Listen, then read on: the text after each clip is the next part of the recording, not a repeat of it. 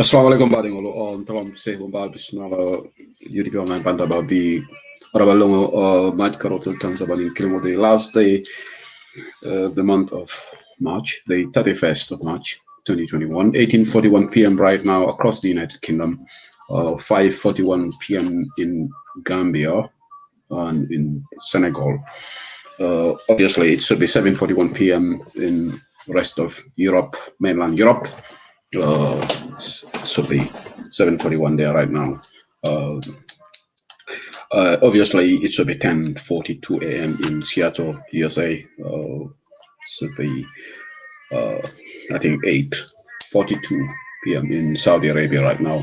Middle East. Welcome to the Political Perspective Show.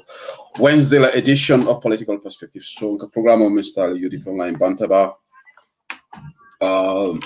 Thank you to those who've logged on, and thank you to those that will be logging on later.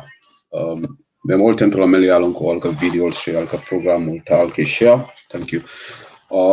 melka program ol fona record YouTube online banta bala soreka ñu recording the WhatsApp audios Ablaye Cissé anin Wali Junior Bura Diba.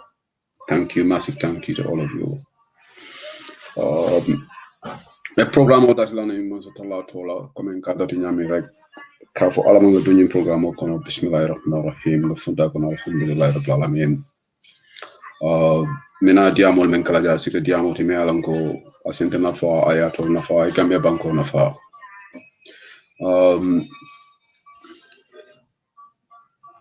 It's 12:41. Okay. Somebody say in Asia. Which part of Asia? Asia is massive. So Abarakabaki. Alamanga doing program kono Bismillahirrahmanirrahim. No funda kono alhamdulillah rabbil alamin. Be doanyin la Maria Bolo mina kacal min kala jang pro asen nengol tankandi masibo kumol fola. Je kumol fo me alon ko asenta na fa ayatol na fa Gambia banko na fa ay na patio na fa mbeo doanyin la Maria Bolo. Mse doa fanam alama ala yin su jata kendala continuously bawo jata kendala ka bo Mario le Bolo. Atale ka jata kendala di harama dingola. Nama jari kende di benita sutala. So melma sutu fana isa di lande dola sabante frol fana isi. Alama. Okay, it's 12:41. Okay, in Indonesia, Jakarta, Indonesia. All right, thank you. Sabante frol ka do continuously bawo betamin to bebe labana jele alama dukundela. Namina fana interaku bawo saya mo bay baloliti. Bewo do wanyina. Na banko fana mo Gambia tinga ka do akaira bay sabati je. It's very important. And most importantly, for us, this monumental year, decision-making year for the Gambia, Gambians will have to decide again on December 4th, 2021. Jumalabe Gambia Marala from 2021 to 2026 is a very crucial year for the Gambia. A crucial decision, very important decision needs to be made on that day by all Gambian voters. And we hope the majority will swing to deny Adam Barrow to continue to stay in that office, because that will be a mistake of the century, in my view, to allow Adam Barrow to continue to rule the country. We will kick ourselves on the foot. We will kick ourselves on the stomach. And then there's a decision that we will regret forever, for eternity. So I hope common sense prevails on that day. Gambians will come together and vote this grossly incompetent, greedy president out of power. Alama alayoke. But in ahead of 2021, alanga dua Cairo is sabatin in the banko kamfonam kenkun sabati jan in dunia, the world at large. Bel duanye la Mario Bolo. New kura on enfana dunia kono pro monsitala se hino sotonye ayadang, so that life can go back to some form of normalcy. Obviously, life is coming back to some form of normalcy in the UK from this week, with restrictions being lifted. A group of 6, 2 families can meet outside right now with group of 6, because this Easter. Happy Easter to our Christian brothers as well. Happy Easter Friday in advance. Happy Easter Monday. Gambian Christian Olmalvis, happy Easter in advance. This is going to be a long weekend. Monday, Friday, and Monday off, so it's gonna be good. But Easter, Ninglana wish everybody happy Easter in advance. Our Christian brothers and sisters, uncles and aunties as well.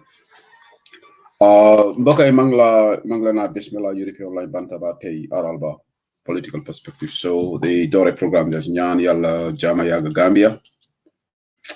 Yalla ñu am wécci ko bo xamne dina jëriñ askani Gambia.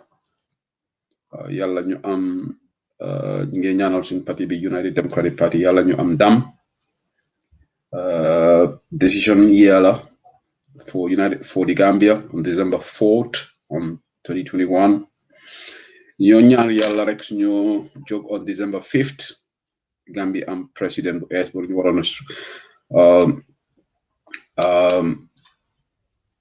inaugurate in January, so that we can have UDP-led government in Gambia.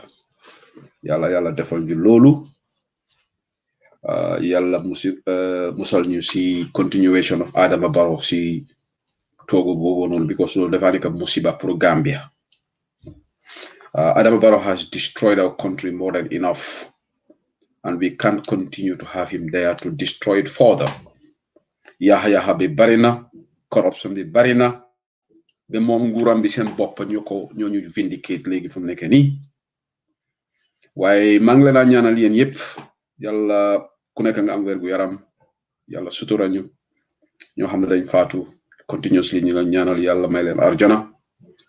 Waaye lu ma doon wax fii si soose it will be the mistake of the century pour ñu am Adama Barrow, for us Gambians, pour ñu am Adama Barrow continue to be president from 2021 to 2026. Astaghfirullah yàlla loolu moom bu ko kenn ñaan ñoo xam ne dañ bëgg pour Gambia dem si kanam.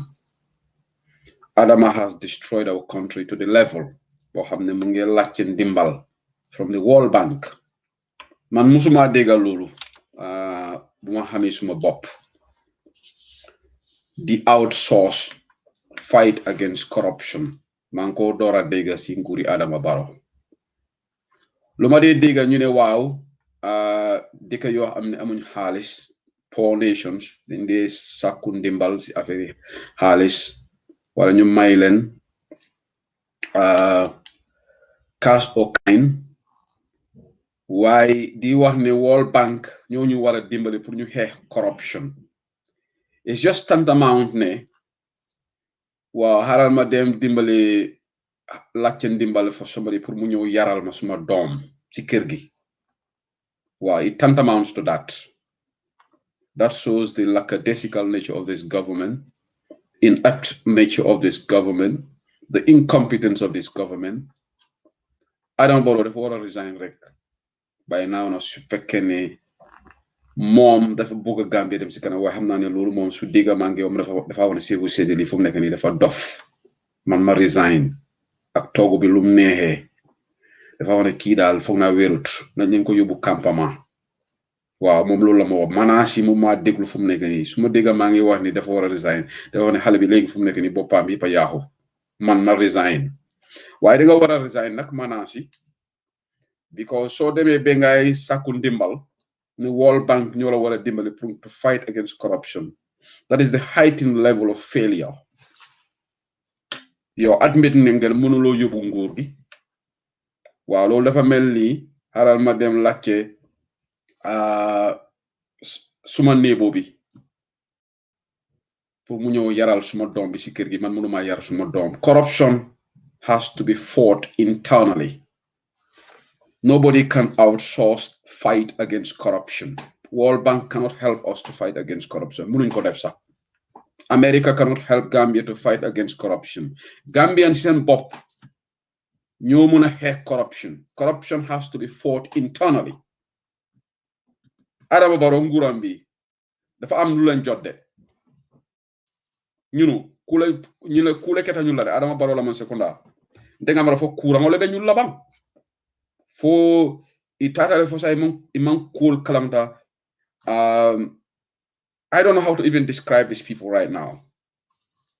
Nde beri nga oje standard newspaper ya safe ngo tonya bari manasi la man sekunda anyo man sekunda furingo alama Gambia tankala wo man sekunda sifala nka man sekunda aljale furinga bar man sekunda men furin yata ko Adama Barrow la man sekunda ha mamela alaman tankal alma alain tanka wo man sekunda sifa sotola and the new dispense on the new Gambia after bringa jamme bondi. Corruption iga foko World Bank ne makoy. World Bank kudo dila. Ha, wongo understand. Is for the government of the People's Republic of China, Japan, Germany, UK, France, Norway. Is for ye makoy World Bank sembe maleti. Is for ko ye makoy kudo. Ware makoy jorangot. Farming implements. Senegal la jorangolu, tractolu, fertilizer. Wa isafu man glove sol sort of hospital, borol mankital ali makoy. Ha ali mako motolto. Ali mako ambulance to. That's normal. Woman tanaya. But in namana moy iko man sakunda le ka wuli ka fo World Bank ko mako e ka corruption o kele. Ndeka nyinde Barrow manasi la man sekunda drone to. Nale amoy man sekunda me ya fo ala fonyi. We attend ko nyunu me ke ko long. They don't have any sense of direction. Bepare imano ikoite fonyola. This is the quagmire Gambia is in right now. This is the very diabolical situation that we are in. This is the very difficult situation Gambia bedani. Na president Sindi. President Mano barakate fonyola because dulala nyine diata. Ambeduna topical mengono jambi obviously drug la kuwa mala lembe election la kuwa mala registration ala pitano la kuwa fana mala mbe duna kek sane fana na kotol demanding mbe wo mala demanding. I'm going to talk about that from my own opinion. About kumen for the national discourse. I am not going to shy away from talking about it. About for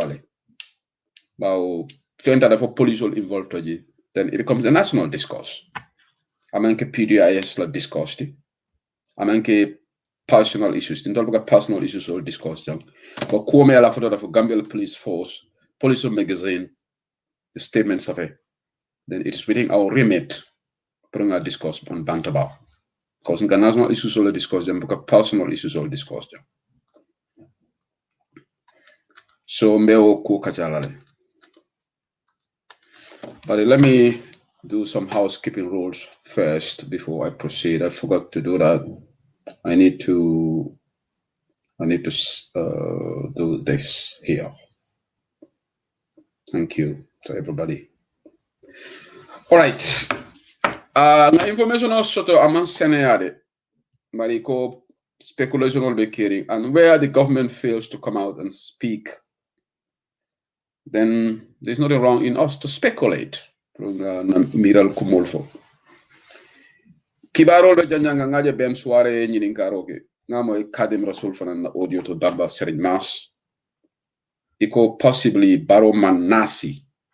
Anyanta tala Dubai. But we don't know how authentic this is. But ngunul be kering ko Manasi me alan ko supposedly. Anyanta tala lifo la ke fonyondi. But ala lifo nata ke politikoti. Barrow 2021 ya kumobele jahasendi. Barrow yim president yamoto ko anin sayalom. President libe lifo la. Ike fonyondi nene hakilo tenkun. Isaje ni moto no official kono.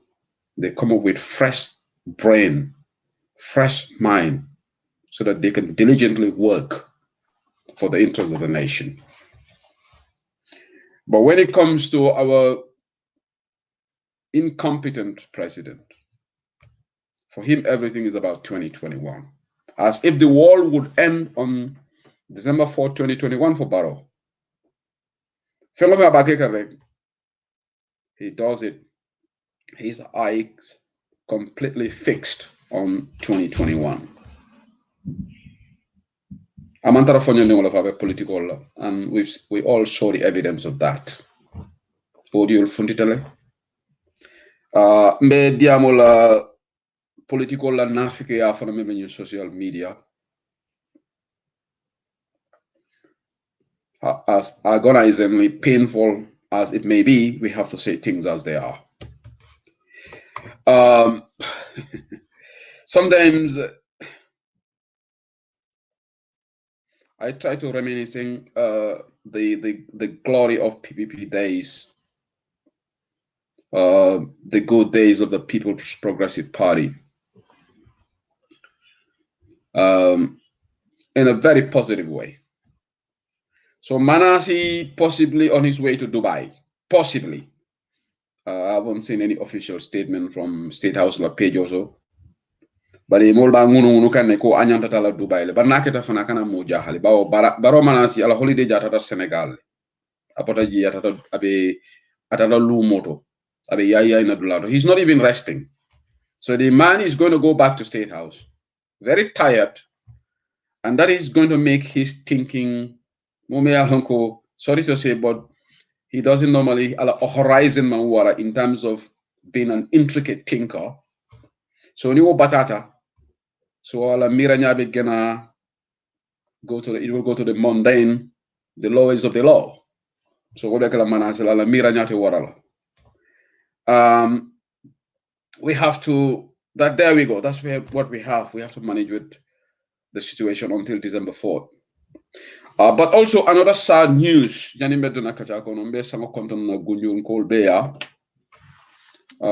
got information this afternoon. Sad development that took place. I think courtesy of Gunjur online.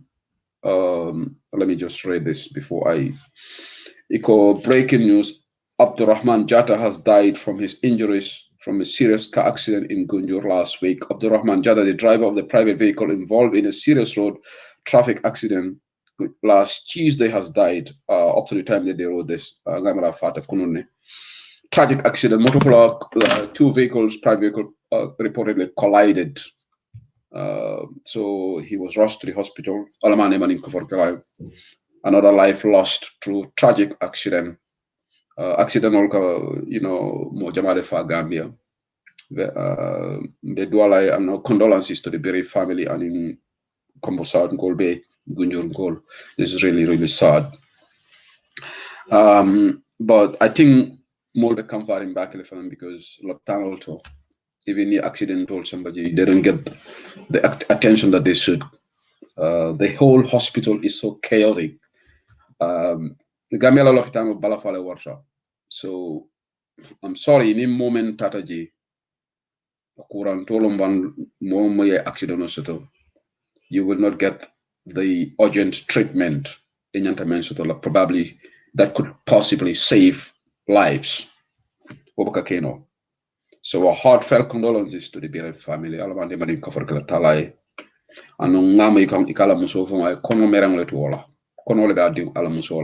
Very sad.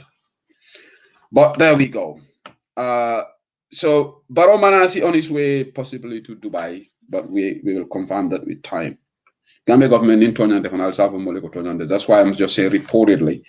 I am not authoritatively saying that Barrow Manasi is on his way to Dubai. Okay, the program starts. Okay, let me start the program now. Kadinja, don't laugh at me with my Morinafo anyway. But saying ntol mori baleti jarankolo nyinkolo ntol la mori balti comme bakawsu ya fo nyame so ntol la alfa alti alsi alle tenkun tej al canadiam ma la fi hani nyomin ka kiliya comment kilin ke jam ni la alphabet diamo le ka sila you don't have to make a comment. That's a taboo in our culture. So nyomin kolo albesi alla corner please. We're going to the nitty-gritty, into the details right now. Thank you so much, Fatima Oji. Thank you so much, my lovely sister in London. Okay, saying Mbadingolu. Let me start with the Keksane situation. Keksane. Ngamoi ikoya bele abulata polisoli ya bulale. Ntebe kuma kiline fola jam. Ntede mankoro ngani ya moye. And Keksane is a lovely brother. Kairole ben Natima. He's a political opponent. Tanamantra Natima. In fact, respect le ben Natima. Naka disagree le social media. Bari tonya nana damba fola ngata la tonya taba. Gambiano nak tonya foka koleyale.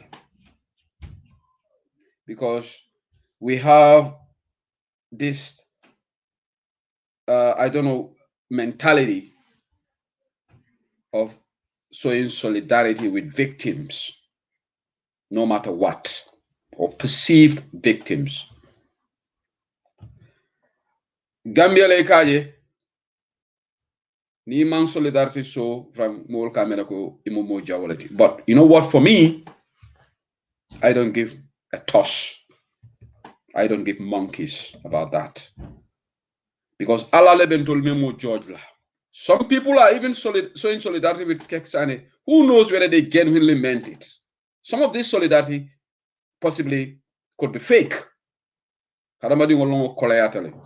You think everybody that watches me and say you are doing a great job. I'm not naive. I know not some of them don't mean it with no disrespect because I'm not gullible. Sako Gambiano. Ntolda male nyolo nere. Ngamera momo ye London din so ntolda maltimo. Human mind is complex. Modos inyala abe kuma kendo fola abe telephone na ba fola wa momo ko tay atawtale. Akakele. Look, I'm talking on the platform. A lot of clever people. Atol mo jama ben la moy ka atol le londo sotanti atol le smart tanti ale mel long ntema long. Mo hakilima balle bel la moy kam. But people speak from both sides of their mouth, just like Adama Barrow. Adama Barrow speaks from both sides of his mouth. And this is not an allegation. This is an ardent fact. Tonya Senaringolom. Adama Barrow ka diamu from both sides of his mouth. And later on, I will establish that here because Tebuka Barrow to me. Nanate Barrow to me la. Because nga Barrow to me. Men na kaburo le dibindi kan baro la ko man jare nga na kaburo tu bindi be fon fola baro ma jang ma flole nda fola astaghfirullah baro ka diam from both sides of his mouth Adama Barrow and I nyongo siata Gambia so jama baka solidarity nte se use libi madua ban ndum da problème ko no do mamena se use libi a solidarity is most of the time 80-90% is fake or 60% fake. Only few will be genuine about it. And the ying it's common within us. So momo problem you go to the comment, we are with you, may God be with you, may God be with you.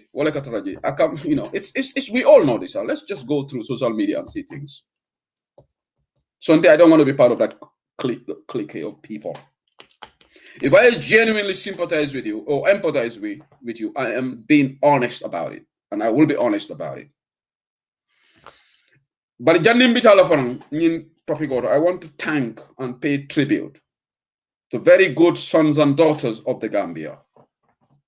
TRRC. I think it's just fair we acknowledge them. In that vein, I want to pay tribute and express my profound gratitude and appreciation to the former Solicitor General and Legal Secretary Charna Marena. Yes, you made a lot of Gambians proud. And I'm one of those Gambians. Meodol konole mel yalongo kontante la kola mu Gambia londi tioleti atol sifal londi tioleti mel yalongo sifal nyanta siala Gambia.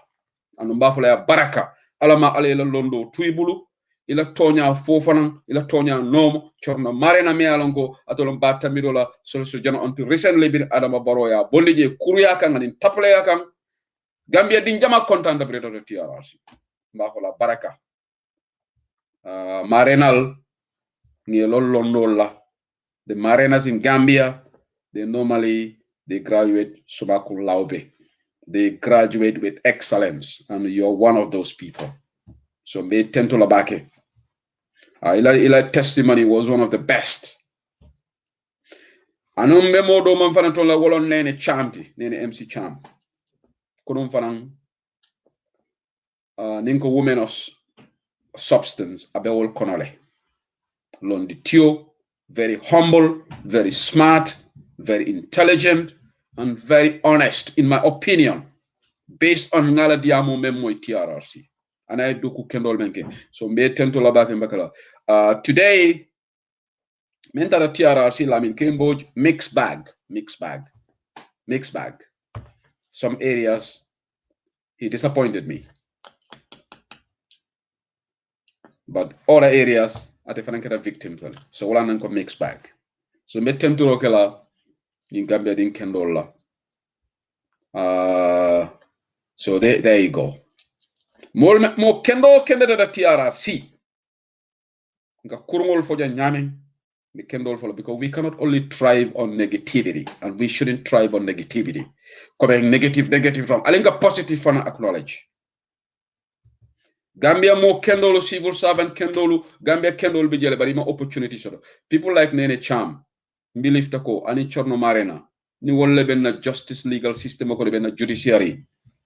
Wallahi being a kumbo kujamala TRRC atekela, but some of these people are not given the opportunity.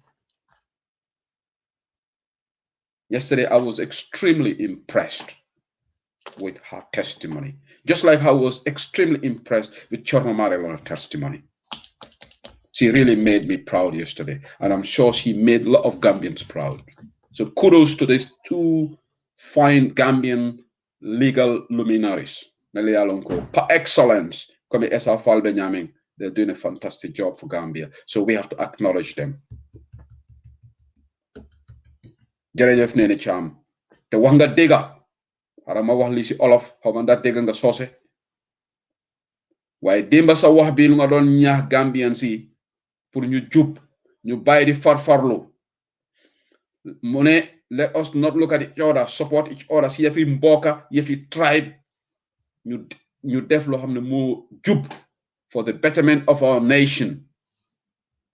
Lamin Boj fana na conclusion waaye kuma dool fo bii metawo fola janne comme molbu kata do ko wala on time. I injustice dole for Franco. They need to look at. And I have he hope that the recommendations of the TRRC will not be brushed under the carpet, just like the Journey Commission. I think for Journey Commission, but being a Journey Commission because Adama Barrow, I Journey Commission on kungo fair sign for Gambian almost faith in this commission. But we have to hope and pray that UDP government will be in power so that we can implement the recommendations of the TRRC to the letter. Nalia Adama Barrow today, I make a Journey Commission about TRRC. So Gambian Allah Kubalbulu. Nyimfana mu good decision pour Gambian voters. So Nimomo lafita Journey Commission implement kana karto for Adama Barrow. Because example of Funtita Journey, TRRC, I fatam sokeji. Sorry, Journey Commission, I fatam sokeji. Mo kurungol meli alanko Journey Commission ya foko mantra nyandara do ko la alaji Cisse Mamboure Njai, and the list goes on. I all blaji I recommendation on may implement wala Mamadou Sabaliti. So double standards fatam fanso. So Gambian on alla fita tilingola justice, peace and progress. I'm talking on policy matters now because benim program on ke sambanyola policy matters UDP al katrofa United Democratic Party tilingombe wala sabat la Gambian te mo nyako no jibela fasarte kalaji comme nene chami afo nyami ka fo ite mo mandin kolti mbe fasala ite mo jolalti mbe fasala wo ite mo surwalti dedet kany lolu du am singuru UDP. So Gambian carte failal al carte fa UDP Barrow way am mankuto tandalale ko amanke mo tilindinti janimbe bala ñin topic oto metala kex la koto. Okay, madinga that in kex la kola, then I'll go into the substantive issues. Nga program will jahas pahasle sometimes. I'll be all over the place, but I will have the direction, okay? Bari sondanga menje kex la koto. For police all nyanta charge la for manta charge la nyanta arrest la. I agree with Madi Jobate. Tonya mukilo Madi Jobate fendes of being a karan. Chorno Marena Layafoko, Brimbat Tambili was the justice minister. He took a decision, they will not charge anybody on false publication. So if that is the policy of the government, I don't Chorno Marena for TRRC, when this new government came to power, Yaya Jamelo Lua charge people on false publication, so it checks charge on that. Buddy, Yalon Kuma Killing Bejam. Doi supporters ngaje go there on Facebook, fair enough. Ila comrade lom, it's normal. Ni la comrade dundo jafe kono. You shouldn't throw him or her under the bus, but stand by the person, which is normal. But alafane kukilim for the akoni be lola moe anybody we ba fasala ya fasato nyaka. They seemingly they are not happy with the police. They think that the police pass an indictment on Kex. credibility affected by a damning report list.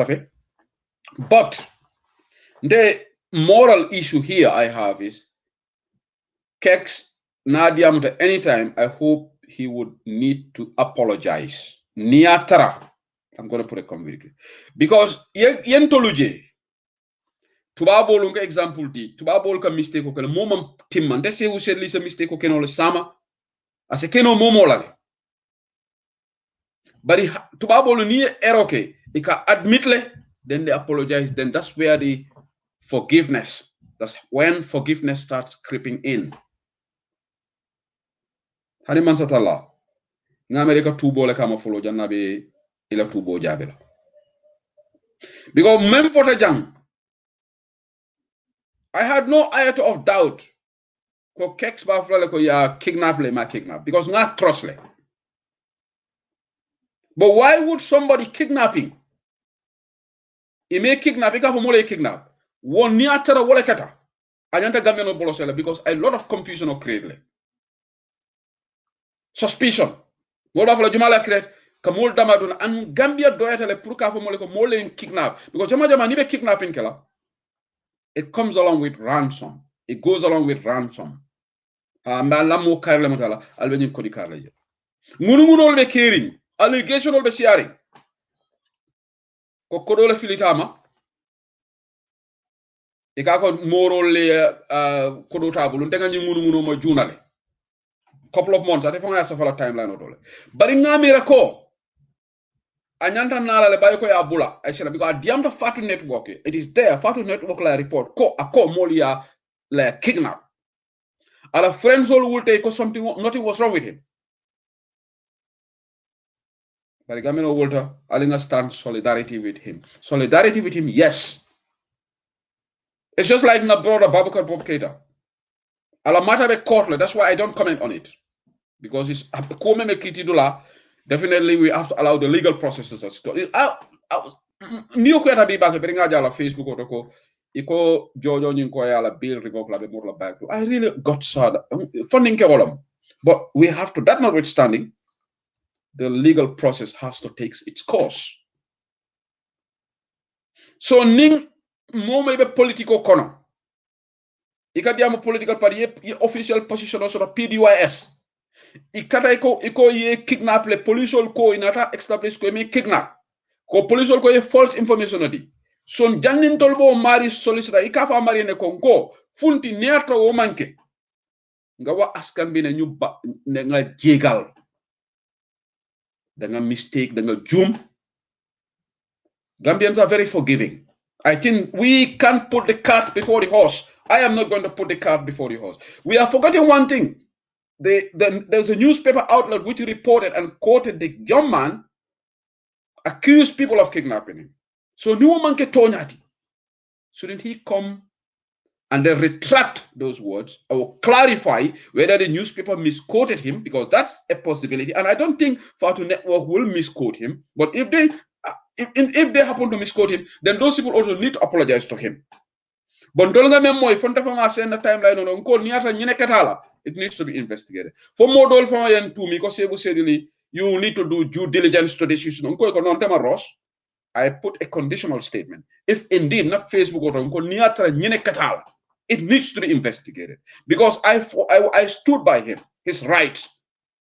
Mbala rights differently. Because we don't have a particular number. But police safero, it has opened floodgates.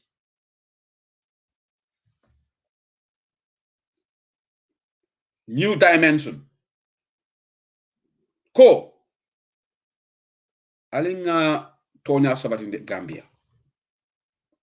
Bill Clinton bring aye kuke America telon president amallo CNN dunia bela world television akon telengake mbal bolo shayla. Just kunun ko lamba fola le jam. German chancellor wala palaso kumayete chexti. Right?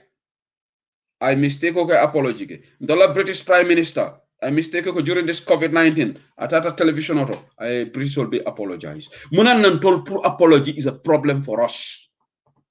But people want to jump there. Modol bi je furundi yailalu. They think it alone Mother Teresa's of this world. Because you know, Gambia, if you want to be seen as good, the best thing is nim victim of a career ya support. Please take a breath. Relax. Chill. It is not Facebook Republic that will judge you on day of judgment. It is not the number of postings that you show solidarity with somebody that Allah is going to judge you because you are a good or bad person. But this is the order of the day in the Gambia social media.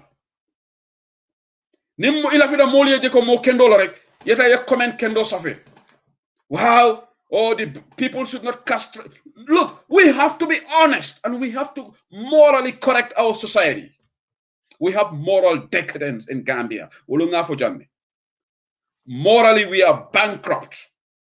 From the president downwards to the civil service, to the business community. Well, not the business community, they hiking the prices unnecessarily. Because morality let conscience let because we have lot of things to fix. Wala be Ibrahima Diba wulita ay lahido timandi ay cimento da jindi keme fula tan kononto ay video de dante la telefono renta bi mo jama be nyini kala Ibrahima Diba mba soto la nyaminte fa Ibrahima Diba safele prayna bantaba but he's very busy nga bura Diba call pour Ibrahima Diba ina la nyi cimento but Ibrahima yala lahido timandi anu be Ibrahima Diba tentu la mbaja ila moral bankrupt in the Gambia. The society is morally bankrupt. Mansata lako alinga tonya sabatindi. Imam mo kunta ko don't do this German comparison. So do you have to compare when people are in the same position? I'm talking of the moral aspect that they do apologize. And that I have a right to compare. Ndola leader solve ka apology ke. Ndese wu sedi ni lu wolu mistake ta jang. Barali ajalante kana banta bajan nka mo apologize. Nenga kuke messon na kon telenga ke mbafala Gambiano man timma mujji minaleti mina banta bajan nga fon telenga ke Gambiano alim forgive. And Gambians are very forgiving.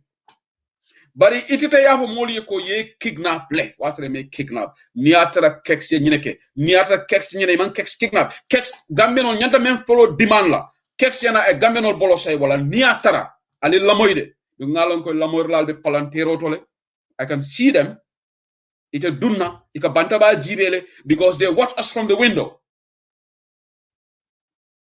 say maybe by best checks phone call say useli mu nge discourse affaire the kex is a brother of mine I have nothing against him. But this is a Gambian issue. The police brought it on the limelight. It's a national issue. And I am going to give my mind on it. Niatara, I'm making a conditional statement. I kibaro fe ko ya tum ya kidnap le womanke. Niatara mori kuole benyum lanto. Marabos kaminnom. Kodol le filitama. I na ko seneyandi. Because munu be siare bakale before nga audio do la moy allegation lo woti WhatsApp audio mo kono ke do ba accuse kan ko ay kodo le kiaye kodo nyin ako kenn kama so I don't malon for okay all story is true but there are a lot of allegations so in this situation asina ediamu ay cool seneyandi ni atara mistake tale ntede na lota ko mistake tale mba fo la Gambian all nga forgive because moment timma I would advocate for us to forgive him nte ni anatara he admit to his mistakes because men keta momo mistake ko sekene bolle for mistake ko lomba fo malo bal kule ke memma nyana kala so I think but Gambia you know nteka social media just sometimes I sit down here and laugh. We have too many Mother Teresas in this world, or self-claimed Mother Teresas. Wow, mande ma bah. Aku bah aku bon yalla rek ako xam. Man se Hussein li, man fi henya mama gëna bon Gambia yépp. Maybe ndel jaweta Gambia beti. Maybe ndel kuriyata Gambia beti. Al malum. Al kanata nañu nendi yalla de. Bu len ba joj ak suma lam luma wax bu neex bantaba de. Henya man ma gëna bon Gambia yépp. Xamulen Why Gambia League, if you want to be shown as a good person, if somebody's like, let me share a personal story with me. Me alonko Akatajana in the UK. Donc là, in same charity work, tubabu dingo angaleo, mistake, njaj katabulu, ala friend neta da wayala kuonyinta ya aware. Bari biri wo fota dokula wolma ak comme tol Gambien ko ak nyame in fact mobile a condemn. Nobody saw empathy with him at that point for being an apology. Great apology ke wotumole nataka forgive. In fact, ya swift condemnation naka ika ite mu kurumol ite mu tapalewol bari bera fundita nan ako nyina ketambulu tonyalom mbalbe bolosay lay management bolosay. That's where ya start ka forgive. But ntolu no ntol mo buga apology kede. And this is why hani ya jamme wallahi ya jamme tata TRRC be modol jole ba flal nga apologize. Hani ya jamme janaba lol ba flako. Why waxna dega just like Edward Singate tata Sana Sabali. People started showing empathy with Edward Sana Sabali. Edward Singate. Gambiano façon siata. You know me alango ye mol bun kido le mol fa Gambia. Just out of it, hal nga move on. He's good. At least sana mu hero let. Mo fala obe kala hero ti nyari. Ndena manaja ja Europe de ka mo fala mu hero let. In Europe here, mo me alango ye mol niyo bondi. Di wala bo commandi la hero la. Police o me George Floyd ngabara George Floyd ngabara kuno na la kitio fon datita America. Jumala bo commandi la hero la in America. He would be seen as a villain, not a hero. But in Gambian context, we are quick to jump. And no more ni lafta makoila. Al-Qur'ano memfo londi tio level la moy kam. Iko hani badimo na manta tonya la kana fasa. In fact ba makola nyame ya londi tonya kam. Because be akete kexlela. So samani modo fana nata ko ya kidnap le ma kidnap bekala nyari. Are we going to show solidarity with that person again? And people come with all sort of conspiracy theories. Come maybe a mental issue le soto. Oh, am I convict? Yaya Jammeh been convicted in any court of law yet? No. Jammeh has not been convicted, just like Momodu Dao brilliantly stated on his post. I agree with Momodu Dao. Jammeh has not been convicted in any court of law, has he? So do you have to be convicted for you to do a wrong thing? Not necessarily. Jammeh is being crucified daily by us at the TRRC, but so far, Yaya Jammeh has not been convicted in any court of law. In fact, more after that, he should be sent arraigned before a competent court of law. More dole ben nyininga kan say who I need Ibrahim Adiba's number. I'm on a show. More sabale nyininga jang. Sorry, I cannot give Ibrahim Adiba's number right now. I'm doing a live program. I think 2 people asked. And wala na lafte Ibrahim Adiba ina jang because ngala la telephone be busy lale. He needs to have his wala na Bura Diba. Please Ibrahim Adiba samana ina live nying cimenti ko because mo jamala ba nyin kan kona diam ta janga fo mo la be pitiko mento because somebody asked me for nyin cimento fanambe bolon kono. So Ibrahim Adiba nin sa soto no jang. It will be very good. I try to reach out to him. No audio blind, but Ibrahim is extremely busy.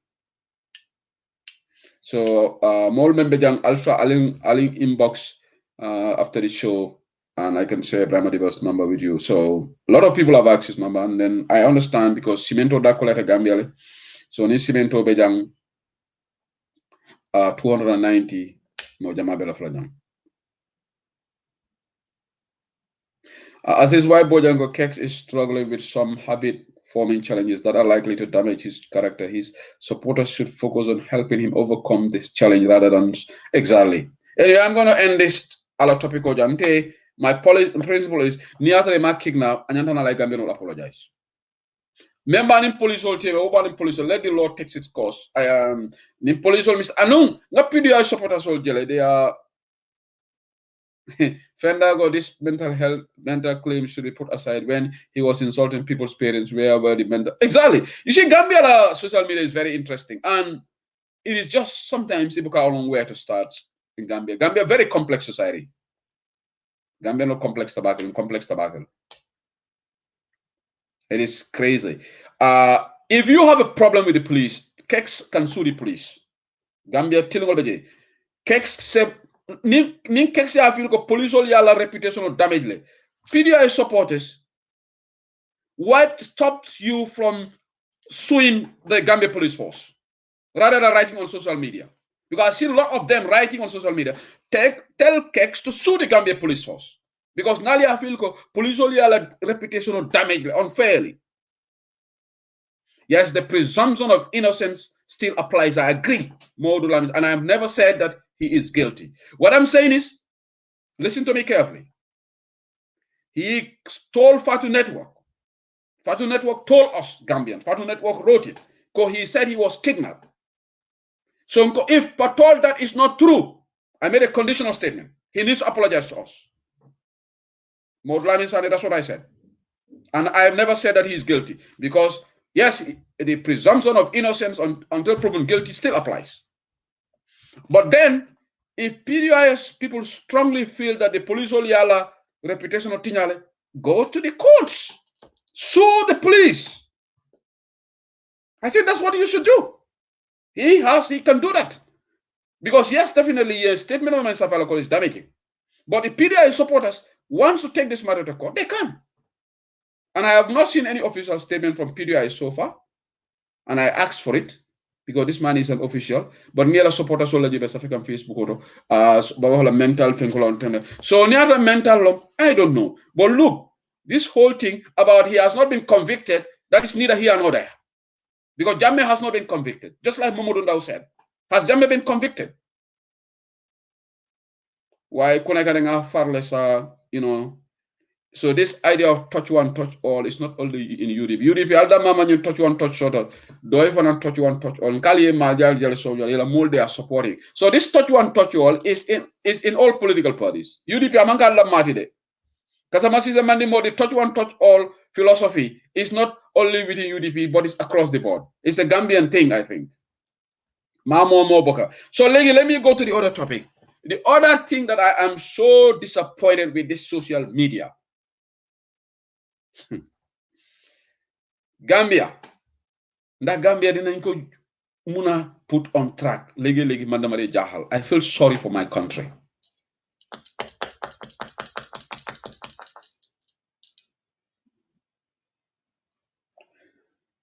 Yala Benjamin, and I'm very upset and disappointed with people like Musa Jeng, people like Bankamane. Well, later for the people by the people, you can make. I'm going to talk about you. These people quickly went on their timelines and criticized Ajiam Sek. Ajiam Sek ko nyanin kolu lañu wara votal lawyer Ousainou Darboe because he is part of their own body afasa. 2 days ken mënuta noppale ko ci Facebook bi. Ñaari fan. Musa Jeng mo njëkka binda si wolam bi quick mu dem condemn Ajiam Sek, but Musa Jeng is yet to condemn Adama Barrow for making the same remarks in URR. I sent him the audio and his excuse is mom degut sose maneko wahal Bankamane mu translate lako because Bankamane dega na sose, so that shouldn't be an excuse. Adama mu ngi laka sarahule mu ngi laka sose man deguma sose. Why Bankamane degana Olof degana Hamanda degana sarahule, and Bankamane is a good friend. I sent him the audio. The reason why I sent him the audio, because he would say deguma Adama Barrow wahli. Adama Barrow said something worse than Ajiam Sek. Ana Facebook can wahut can condemn Adama Barrow. Bamba must share the audio. The audio is in all forum. Bamba Adama Barrow ko URL ko lu nyantaka badi ya fasa leke. But the same Adama Barrow atele lota kunko jang. Ako munom badi ya fasati. So ngamen for Adama Barrow speaks from both sides of his mouth. The proof of the pudding is in the eating. Ali Lamoy Bamba Mas did this nice, brilliant audio earlier on. I'm going to play it here as an evidence. Kafoko Adama Barrow le lota jang. Ako Gambianol kan mo Canada mo badi ya fasala. Adama Barrow. Okay? But the same Adama Barrow. No, this one day. President Adama Barrow la name of No. Before this one, let me play this one. Alila mo you know. haji mamen yayin atano ko ga dawon wasatule no manbaji mamen yayin ati daga bagasi yawo musa yayin bagasal ati daga bagasi apata abela men kumandila badi wolo bimben sewo bumbakele alila moy bambama is brilliantly analyzing this adama baroko melialon ko be URR jimara be diamka wolla lañi holiday akoy nyanta badi yale fasala. Where are the social media pundits who criticize UDP, the deputy party leader, and you call yourself independent? You call yourself again jubulen because Barrow never was Lee ngen nopi. Why should UDP official work is a problem? Nakala Gambia muna dem. Why dolen am ragal yalla? If you call yourself an independent, be an independent. In the true meaning of the word. But we have fake independence. They went after Ajiam Sek. Ni ko xamne taxawal na Gambia. Bu lawyer Dabo nekon kaso. Suñ yaay bu baax bi. She led UDP to victory. Led Gambia to victory. Moom ak ñeneen ñi. Benn kaalu mu wax kenn mënut am jama. Waxuma leen ne you don't have right to criticize Ajiam because taxawal na Gambia. No, she's not above criticism. Te ku feel ne lu wax amut da nga war a criticize. What is good for the goose should be good for the gander. So why would you criticize Ajiam Sek for an utterance that Adama Barrow would say and you will give him the pass? Because president la. Wala mu nge opposant ak UDP te yow bëgguloo UDP. Gambia nga nafika ya bula. Nañ leen bàyyi nafi haya bi. Nañ leen bàyyi hypocrisy bi. Gambia hypocrisy di yóbbu suñu dëkk bi ci kanam. I'm so disappointed. I was watching all these days. Even when you send them proof, they choose to ignore it. Why ku haral bema dega UDP wa fi badi ya fasa ba gay gena. Wa ñu ngi leena xaar. Be benen doomi UDP gena fi wax badi ya fasa and you guys go to your timelines or your platforms on Facebook with na neex kérok. Because we will call you hypocrites 101. We'll give it to you because xam nga lu xew.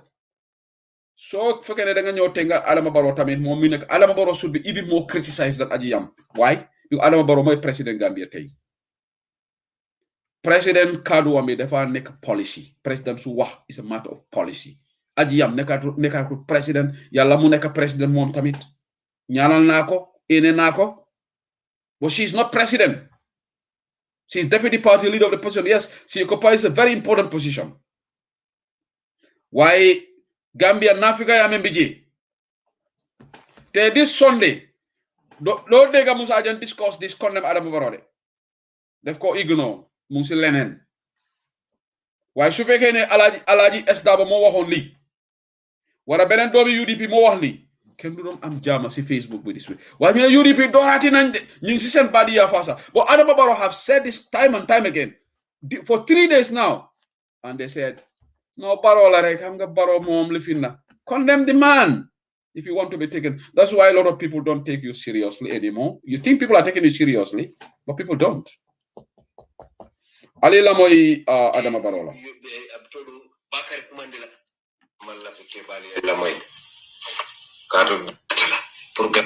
Ali la moy Adama Barrow la.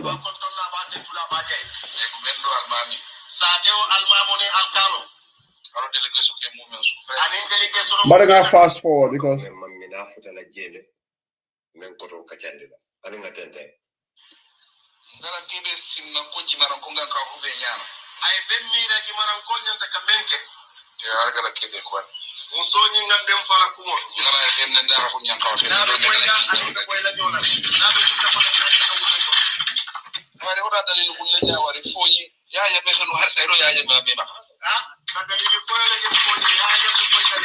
and by the way, Papa Sam, my condolences to you. I think you lost your cousin, Papa Sam. My heartfelt condolences to you. May us all rest in peace. Nana Musolamde, I stand to be corrected.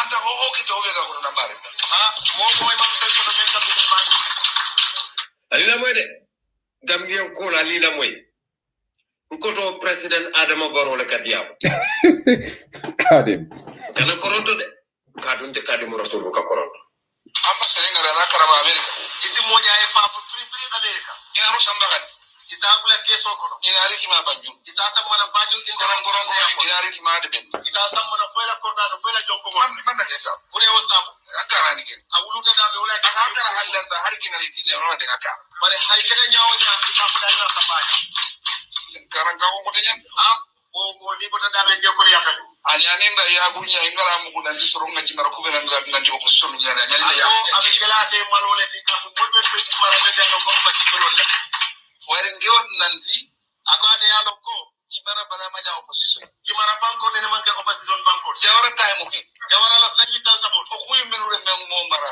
bar jawara gara soro be green ni basi ni ta on o lay war do kunga bi woso ke jawara la jawara ko men ni woni passé amanje jimara di wol fawti de te bonni passé jawara la kado kam jallo betine re ni jallo betnar le mu jang jimara ko suuda war jimara di o be abulano ikilu mara siriyo go ado Bakar Sonko ado kunyanci ako Bakar sando bi jadi Bakar Sonko ani wolle na ta janka Bakar Sonko giri okay ala baro la nyin talin biamolo my interest is all about it.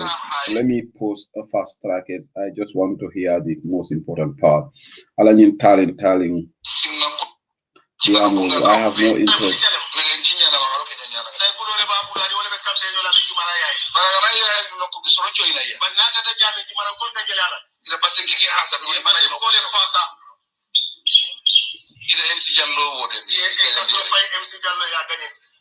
Sineki de kubanyo no do organize akosando so to banyo itali fawli ye faw organize nanti wande ngo marlo malakin ka foko wande be marla imalla fi wala ora association de bari ye association no dada association de deputy treasurer ninke association deputy treasurer mo atele ora sa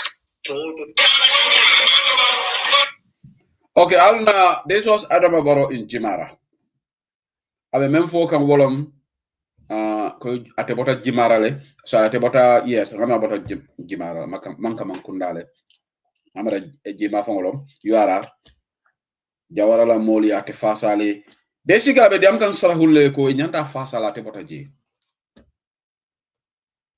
but Adama Barrow mum si faala Jimalati gamelo mbal ni nga Adama Barrow mu hadama den si faalom Yama Adama ye the H word honesty. I thought of it. I assure from Ottoman. Adama is very dishonest, and I have reason to say that. Adama ma honest hani demanding. Je Adama le diamu ta kunkujang. Al Adama diamu komo kunkujang on the same subject of Badia Fasa. Ale alamai. Dem kan fulo lede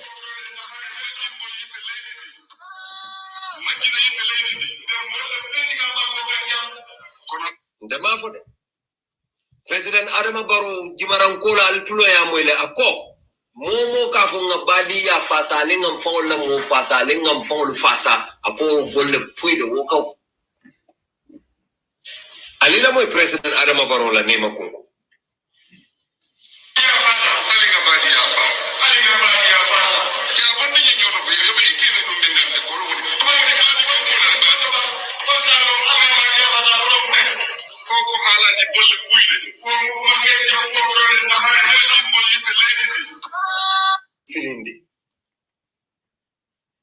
yalo nga fo Gambian ko len ko president Adama Barrow manta li fola atata political na Jimara abe sirin Jimara abe demba kumandela abe pate kumandela abe yoro kumandela abe simbara kumandela abe bakore kumandela abe samba kumandela abe lamen kumandela abe abtodo bakar kumandela to ite alon Adama Barrow babe kumandela abita dulalto abe bola janga ba fulan kata lumo leto abe bola janga ba fulan kata janale bita janale president Adama Barrow yala nyen tili tanni fonko beke wolet tili nana man soto Gambia lungu men president Adama Barrow man amang rally kala soko wala man rally ke outside yalong ngoyene ko momen be desperate ring aka desperate ko lelke they resort to desperate measures. True. Momen hamo pour ka fa boy yalo to suro sino. Momen lafta pour ka fa firifirinde ka boy wota suro sino. Yalo lafta menyita de la kotola wala mo nyindi ko dena no na wuluta. Aka wulu mo rek dati jannabe wutula boroji. Okay, mbadi wolom kadem rasulti ngama mo jamala la ñu audio moy WhatsApp forum kono. Thank you so much.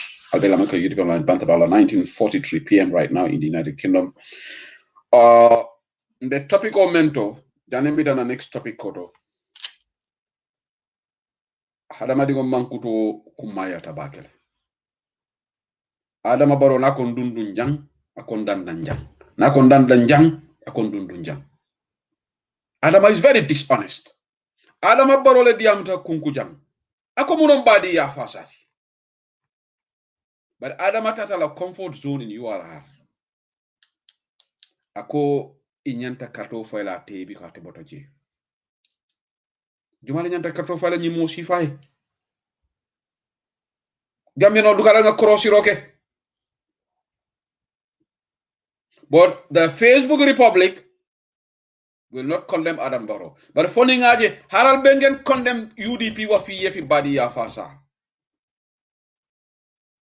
Keroog duma xool si boti kenn dama binda sa tur tag la ne yow nafi hanga dina ko def suma status ku doomi UDP jog fi wax badi ya fasa ngeen condemn lon Adama Barrow ngeen condemn koku I will say ne yow yaay Gambia biggest nafiha te dina la tag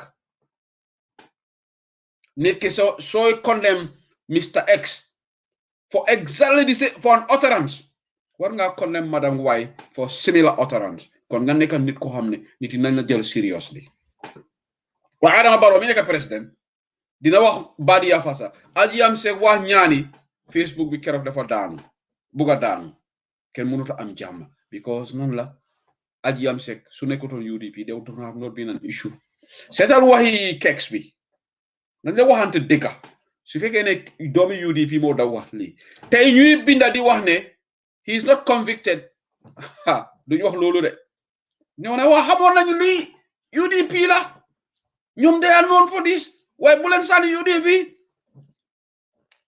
ndax lu wallahi su fekkee ne Wandi Fasane moo defoon lii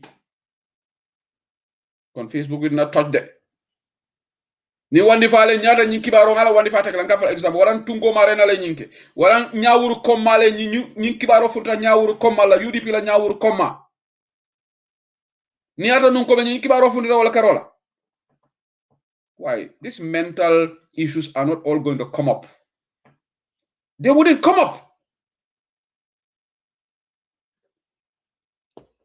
But this is Gambia. Probably we are all found wanting for this fasaro. And we need to get it out. Ñepp ko lay def. Xëy na man suma boppa dama ko lay def. Waaye man soo ne danga fasa na la wana dina admit. Why not even buy? So Adama Barrow tenkung manasi you are president Italy killing you are president for the whole Gambia. Adama Barrow, stop dividing our country. Abulaka Gambia damma jahase ila ñing desperate attempt pour que president ya win in 2021 ibita jana fo ñing ko libe kuma folo jana ni jata kunkuja ye kuma foji ni jata banjul ya foji man wa banjul la man fi la yar Adama Barrow, you are very divisive. Alama alaye la ñaton ka ya dang on December 4th wallahi man sa talawo ke ñu molié ñi na president ya dandi 2021 pour nga kayro soto pour Gambia molse unity soto Gambia no batatale ñi mo president me yalla nga be banko be divide kam Supreme Islamic Council be dina ñato ngol fo manke kilenti siol manke kilenti so much suspicion between tribes and groups because man ñato kendo le soto ñato ka ya kuma ya tale de hani suutio na man tiling ala soko no buka kambe buka taraji But wala nanga nyim topic o samanang. Puruka nyim Facebook mul miliaran they are just it's all near the scrutinizing it's only UDP. They are scrutinizing lenses. Family fixed on UDP. But nim Barrow ya kerek, they try to ignore. The sub Barrow neck on UDP, they would have criticized Barrow. Nim Barrow benu UDP la hanisay. Hey, Barrow wahli. Hamga Adama Barrow sa. UDP Adama Barrow mo wahli. Why do? But anyway, let's move on. Gambianolu. Bilom tilimuan ning tilim ta warawla ni warawla ti drogo. Hanisay man fem moy. Bi ngajen kusia titi wolu. Drug Law Enforcement Agency of the Gambia, DLEAG. Because saying it will pass it a banta keita kamale. Say it will be what talale ye will report ye money laundering suit file against him. Because hani say it will moje. After 77 days, till it tawara ni warawula. Bile diameter for kunune diameter. Iko say it will kana money laundering.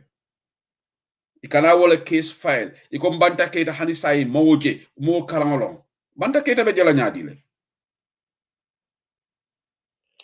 banta keta alte o jala jalo singole be forango kan anu national drug law enforcement agency, please don't waste our time, don't insult us. The pain is already too much. Alkana mola baramo kuta yandi. Al bagari gasama inila molu. Al mol dani nyum kunta ya diamola. Atol lalo membe keri nyi koken case to. Walun diamota janne. And some people got concerned because diamota with passion and I was visibly angry. Mkamfata bakele. Nga information o men shoto nali ashoto albe kamfalale.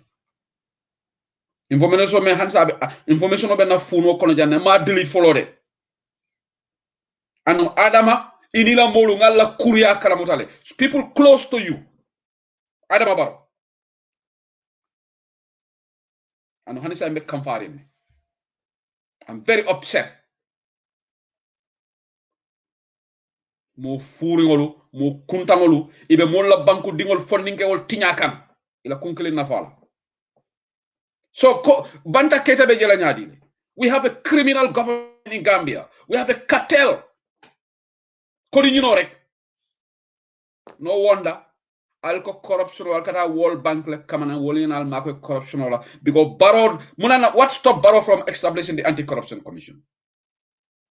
Sanji Nani. Ngana Sanji Lulu. Ite you took the mantle of leadership.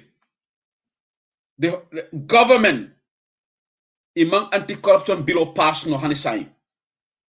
Attorney General Jello, Attorney General Fula, Batambe was the first one. Dawda Jallo the second one. On the two Attorney Generals, an anti-corruption bill could not be tabled before the National Assembly. Because President was a corrupter. Wala na tariata. President was bunjango law. Sidi Njai be bunja law la salaji. Can I ask a question? Sidi Njai mum palas le babulu Gambia. Sidi Njai is not a rich person. Sidi Njai is not tough construction. Gambia koditiol ngelo na Mustafa Njai tough construction mu koditiolity. Where Kodo make from his business at Nigeria. Sidi Njai is not rich. So where is Sidi Njai getting the money? Sidi Njai be Kodo bondika mintoleka bunjambalo salaji. We sorry. Musa Fati, Sidi Njai, Adama Barrow, Mambure Njai, Ahmad Ba fana me korra lokam, bunjamba lokam, ala sate woto. Kodo be kabona mintole, taxpayers kodo ikoleta. These ministers are all cemento from Mundiaja cemento ka manki Gambia. The demand exceeds the supply. Dole be ba hot kanne. Dole be price wafikan put to take advantage. They are taking advantage over the situation. Because simple economics theory, when demand exceeds supply, the equilibrium price goes up. It put pressure on price. The price goes up. And there is one theory in economics. Once the price goes up, prices are sticky downwards. Nim price starts santo abuka jinang. Basic economic theory. Marsan, this sort of price now selector. No matter what you do, or price over G. That's what economists call it. Prices are sticky downwards. It can travel at all. Because businessman or nala not at a fema wafi $100 sila. Yabro ba jindala 80. Even if the variables change, the cost, a variable cost, and a variable cost because wale ka falling, not a fixed cost. Fixed cost waka remain. The variable cost, ni wo falling ta. Aka price o tuwa noleto. Sidi Njai. I could nobody mean to faka bunya. Sidi Njai be meta Gambia le for yake o nonsensical information minister ti aja me yake 2 weeks minister ti. Amam bunya all that time de. Adama Barona ta Sidi Njai is building a mansion. What is Sidi Njai doing? I'm an official position sort of. Sidi Njai is not under the payroll of Gambia government. So Sidi Njai ka kodo bondi mean to le fabe bunya ngolola. Sidi Njai needs to be investigated. Barate kela. Tapale yale be nyimman sekunda. Adama Barrow corruptly. And that takes me to the next subject. Kon lafta men folali. Ni wato kono. Ye falindi roke. Adama le balafa doyata. Adama le betulum kan Gambian olla. Mr. Sisao me alonko abe permanent secretary agriculture Gambia din kende ba mo tilindi ba aya bolni agriculture ay Gambia tapale ba Asan Jallow mo me ala tapale ya be lo larin kene ba man waxuma ko de adunta fertilizer scandal kono jam fo ba tambe du fo ngala ya foko ye evidence soto le ko nyanta kiti ndilale Adama ya singolo aka Adama ya singolo aka because of Maimuna Balde la fano city fajata kat ako dama aka kema mo kendoleti anu Maimuna Balde wolong women mobilize la fa palaso dilatela NPP aka Adama la sopani Adama Barrow diatale fo Adama Barrow ka famale ko ku gis Maimuna Balde dafa melni man nga gis Maimuna Balde wala kema mu Asan Jallow and I did background check on these two people Gambia mo neex rek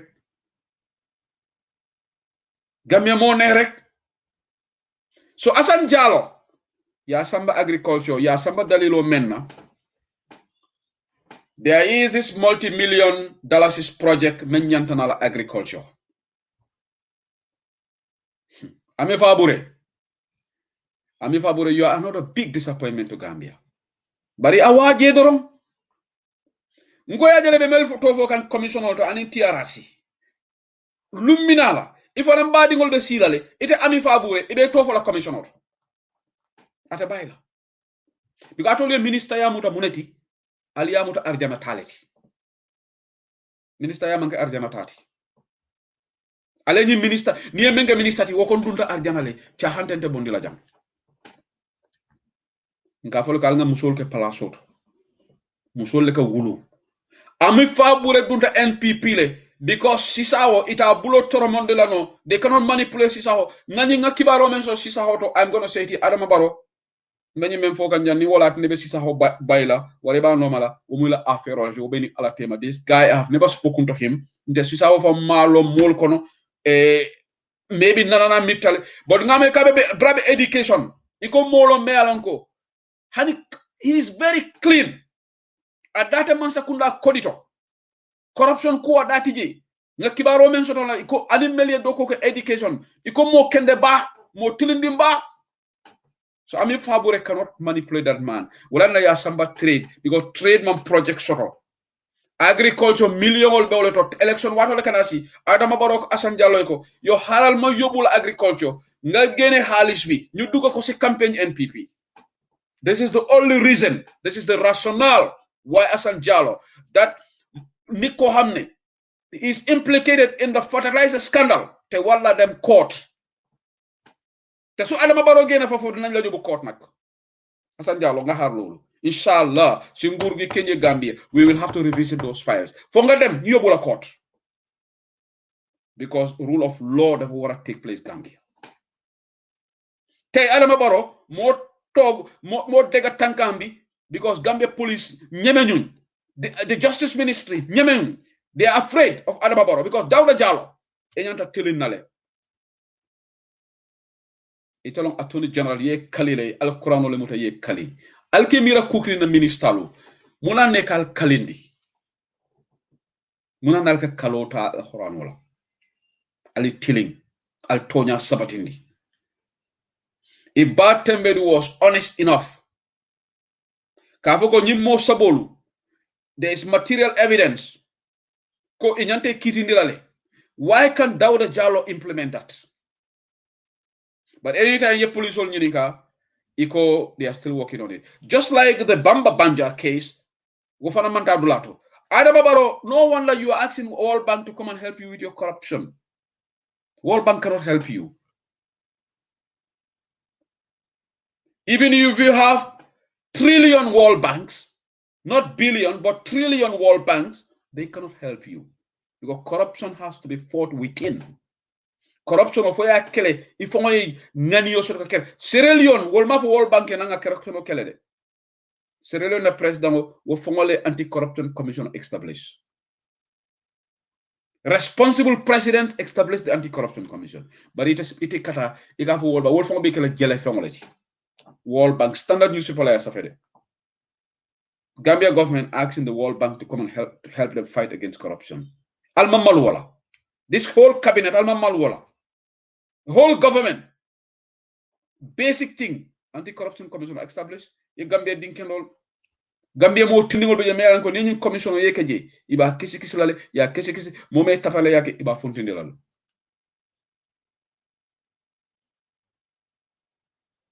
This is utterly nonsensical.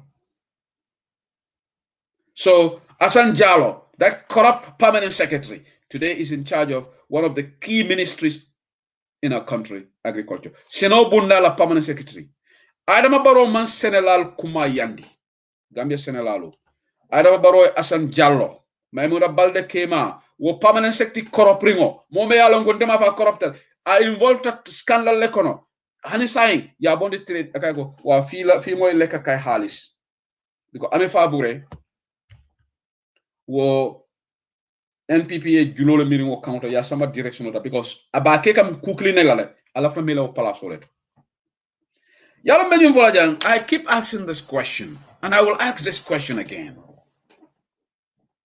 What is up with these ministerial positions, Gambia? Mune bije niye menke ministati wo buke mira samala Gambia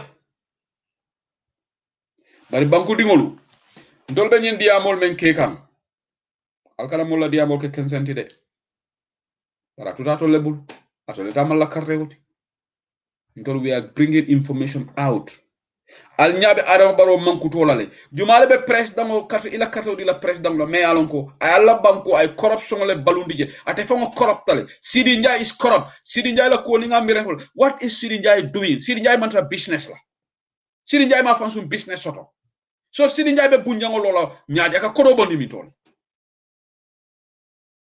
he's not even a government official but he's building a massive structure. Dawda Jallo is very selfish. Thank you, Lamin Jadama. Ni ministers all they are all you be imam moral uprightness all these ministers, all of them. They are just after position. They don't care about Gambia. That's why we need to have a new constitution. Deshan Ali Tanzania Jibe. Muso menke the president to sign. Kuno na ala vice president nominee ila parliament ya approve because that's what the Tanzania constitution. Niyemenke vice president. Nyanta new constitution sort of whereby we will delink president kana complete control sort of this minister. President for manyana wuli like a minister by without a good reason. There's so many lapses in the 1997 constitution. So many lapses in our constitution. Because moneka ni minister so joy yandi Adama Barrow noma. Amanke ko Adam alone, if I'm la position because ike jo $50,000 plus menaning allowance olu, anila per diem olu, ibuka forward la. You think today Bakari Baji would like to be sacked? Bakari Baji bought a clock in, clock out la America. So say now he's getting easy money. Imagine at Congo, yeah, Joe, how many ministers okay, Joe Jella, for 130 pounds, for 140, for 200 pounds, Allah for your panite, Ikejo Mena. Those of you in Gambia, you can write. What is the per diem rate of ministers right now? Because what want to be the civil service, you know, what to make Joe, not what time of Italy. They used to pay ministers 130 pounds per night. Then this was in early 2000. So saying Amira, they are close to 300 pounds. You guys can correct me. So Bagari went, he shouldn't have gone there. But he went to look for per diem. So Yamira Obe like a minister black. So another 5 days, like maybe they will get 1,500 pounds. How much do you pay for a hotel per night? So maybe you are balanced with 1,000 pounds. You know, yeta cement bottle sang. Go. The sweetness of the office. And inside ika koti ningol men duma comme Musa Fati yala korralo men jana Musa Fati just a driver $1 million korra and Musa maybe more ko I'm picking on him adam mantede amad bawol be korralo la ni ministal be mamboure ndiawol wo corrupt fa corruption fo tata kamot wala nte bu kala ko mof do ko 300 euro okay but Gambia ka pound la use not euro, so I think it should be 300 pounds. But Melbe Gambia, many information of verify lale. Ika Minister Sol Georgia per diem rate right now. Momo be Gambia, you are listening to me right now. You can send the information to me because ngalonko jamabale kanyi program of follow Gambia right now. Albe lamo ikane. Ali Minister Sol la per diem rate wol nying. Ala fonye ka jelle ike jo jelle la per night. Ike jo nya. Wala ne beke famfanyi pala sold. Wala na they will not. Wala ani fabure will not. But Adama Barrow. Asan Jallo Sambaje, inshallah, maybe ni ala sonta. Asan Jallo betalo palaso to just for 7 months or less. Because ni Gambia no lieti fang wafasi yindulanto. The whole government machinery will have to change. Because somebody may alanko implicated in a financial scandal, UDP government will not keep such a person as a permanent secretary. That can't happen. No me alango if I'm a minister ko inyanda kitindela, but because of politics. Adama Barrow, because he's a selfish person, he's a corrupt leader, very divisive. Nimbay muna Jallo mantra no NPP. Asan Jallo. Today, Kek Sane, police will safe against him. Ning Keks benu NPP le. Most likely it will not happen. If a single la kan, ya for bad in boom. Because ningal be Keks indict la. Why not indict Asan Jallo? Ni selective justice wala nyanta bulala ja. Asan Jallo man fisa Kek Saneti. Kek Sane man fisati. Ibe mu banku dingol leti. So we can have one rule for one and another for the other rule for the other. That can happen. But what we came on the Adam Barrow's watch? Asan Jallo mol wurta janne. So sa kaka mol le nyawal because Adam Barrow ka Facebook le nyawali. Nintol ka momo criticize dorom. Ase o mari promote. Adam Barrow ila affaire olom. I don't give a toss. Ni la fide Asan Jallo ke la vice president fam. Akela vice president kana don permanent secretary. Next time I promote yake minister. That's your bread and butter. That's not my damn business.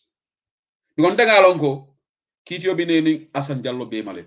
Mola Gambiano la Fertilizer. Asan Jallo tata ko wafi Senegal. For your investigation okay. Iko nyanda kitindela. Iteke ko wole promote. A promote. Because ngame ko ye bungole fongo de ani maimuna baldela. Ye korrale dila. For bungo malam for how many bedrooms? Malam min tolom. Ya fo nyele fande. They gave me that information. O mula aferoleti. Etele bela kaburo dibindikam. Because ye Gambia je. Gambia no katra siring. Gambia no albe siring kukang. Wallahi nali alongal be wuli lale. Ngamo ko banko kam mobe be kam fare nak. Na information on mention sakol bring accident ak Gunjur iko Gambia l'hôpital mo molbe kam fare lot of people are angry. Wala na Adam Barrow, there is no way Adam will be election will win na Gambia. free and fair election adam ito win na Gambia because mo jamale be kamfari kama yalong yimalong dol bi je wol ke tulur di andi kumole fo obviously dol be bulale normal for their damn selfish reason people are sitting jay won opportunist tol wol be bulale normal de bari Gambia fanon forol bi jele mel yalo bankoje ye banko be dundi ñokono ni mol diamte ko mola diamol siat ha e ko mankaram ko wolonte jalatale ni mankaram munana molta fa mankaram Iman di Adam Barrow, why are you upset with that? It should not even be an issue for a call for the audio. Hi, come mankaran. I have a manasi dimile. Don't lulu mbafola ya sign. Every day I will see the manasi mankaran. Baki dimile kan. Manasi mankarande. Ibuka fono. Ibuka safeno. You don't think outside the box. It is sabo be wala unyin sabo kuram sabo bele bela. So la president yata tina moto folede. Ka fo mo president wonti wotati na mafo man karande mo president bari man karan ntonya fanfania manasi mfania ntonya fanfani mo president wonti tonya lo bari man karan man fania fo de andi man tili andu ka kuma fulale fo ni ko jandum du ko jandanda andi man Gambia kan ila personal interest yo le kan wala ne tariata si sa si tata bunjambalo manka man kunda sa Dawda Kairaba Jawara barajali bingo Gambia dinkendo alamane mani kafar kelaye ayala banko kanu aman hadume sanje tansaba wala ka president yala ay munelo manka mankon ay munelo barajali bari tani ya jamme fele ya jamme mansono lo kalilay ya jamme fon fisate tete in that direction ma foko generally de because ya jamme mo falaleti nda fola ya jamme fisate de bari in that aspect ya jamme man sanji nanta ay koralo manka mankon ay janade kalilay de ite ya Adama Barrow ite record le break jam within 3-4 years jobate MDO me alon ko jana wolle mako ita police station but we will not forgive MD Jobate and Port for that. Personally, I will not forgive Gambia Port Authority for wasting Gambia people's tax money. Ndema hako tualie. Atol momo be board of directors Gambia Port Authority ndema hako tualie anu Gambia mo kana hako to because ale Gambia no la taxpayers kono ta tata bu ku furi ngokono ka police station lo bakada jan manka mankunda police station be bakata jile ni Adama manke president atol membe o board kono dolandan approve luta bala Adama Barrow neka president luta jo sample police station en manka mankunda mande bala lol men aha ma hako tuali ale Gambia kodo wal ya dundu ku furi ngokono just appease Adama Barrow Gambian kolu momon lakira mo kana hakoto ñune Gambian kolu la hakolom Gambian kolu tarolom alnyanta mo la taxpayers ol dundala jobate teni la molu the board of directors of Gambia Port Authority you owe it to the Gambian people and there will come a day whether you will have to come and explain niano yeta ya for Inspector General request samana so all requests from the Inspector General of Police should be approved today I bet just for example purposes if Inspector General of Police picks a request, probably police station law in Bansang, Altakela. You will not do it. So Adama Barrow bota janale just wala naliake. Albella neh lamen. Al nengol be diaring. Al kalka gambino le filindi. Altaman satala findilano. Because we are not dumb. You would not have agreed, endorsed that request. Today, would you build anything in Kalilai? Because Yajam is no longer in power. Ning Kalilai dingol wulte call lafita MD Jobate and Port or Gantel or any of this institution lafita le karambungole from all Kalilai, you will not do it. There are more pressing issues. Alenyata Gambia karamuto dindingol sa ikasirim peremole kam. MD Jobate for atoli consent so tolebang. Al nyaka image sol de la social media. Musol melialon ko people diaspora are creating a lot of GoFundMe's pour que Gambian needy children all makoy. Al ka karamuto dindingol de la kasi perengo kam. But Gambia Port Authority al tol makoy la de. But you are all dogo cats. Nyi karana furingolu ntele nga fo. Karana momo me alonko ikatu dogo la president no mu karana furi molati ntele ngaf na men kam fa ite fam fa Atlantic Ocean kono momo ite tata university ika dogo president no mo karana furi walati. I say it here na men kam fa suma yon because Gambia sometimes is very annoying, these people. Any so-called intellectual ite tata university ite man confidence re fongoto iman tonya fa sa elo Gambia lo lebe dogo la Adama Barrow nom imu karana furi walati ila karamo tumando ya tale pour que famo enrich ka balu Gambia foirola. You can have 10 houses but still I don't respect you and I will never respect you. You can have billions in your account, I will never respect you. I will respect the poor people of the Gambia. Gambia foirol ngol expect meli alon ko be nyanta bungol kono ngol le fon kumayanda tol mo furi ngolti meli alon ko albe kanal ka police station lo Adama Barrow manka mankunda out of Gambia la meager resources just because he is a president who is not even doing his job. Shame on all of you. Al badingol fon man proud of you. Under your watch, MD Jobate, the first time itate police station lo Adama Barrow manka mankunda. That legacy, that record, it named the board of directors of Gambia Port Authority. Allier decision was appalling among the decision cannot bad decision long, and you ought to return that money. Ninga commissioner of Mosodo, Atolu Nyanto Kodo Murun la Gambia government male. No Adam Boro, Atolu. Momo board of directors kono, Ali MD Jobade as MD, in Nyantal charge la Alio Kodo Murun back to the Gambia government. Fabal la Corral Wafi Labang. Yade Africa, we have to start setting records. Nyaton gold the tawla fuarola, and we let it pass. Nyanta molla asset solle wafila and recover the money that they wrong decision alta. Ka fuarola korota kata police station man Adama Barrow mala salary sika kata police station lo manka mankona. Why does he need a police station? Police station of a bakadaji.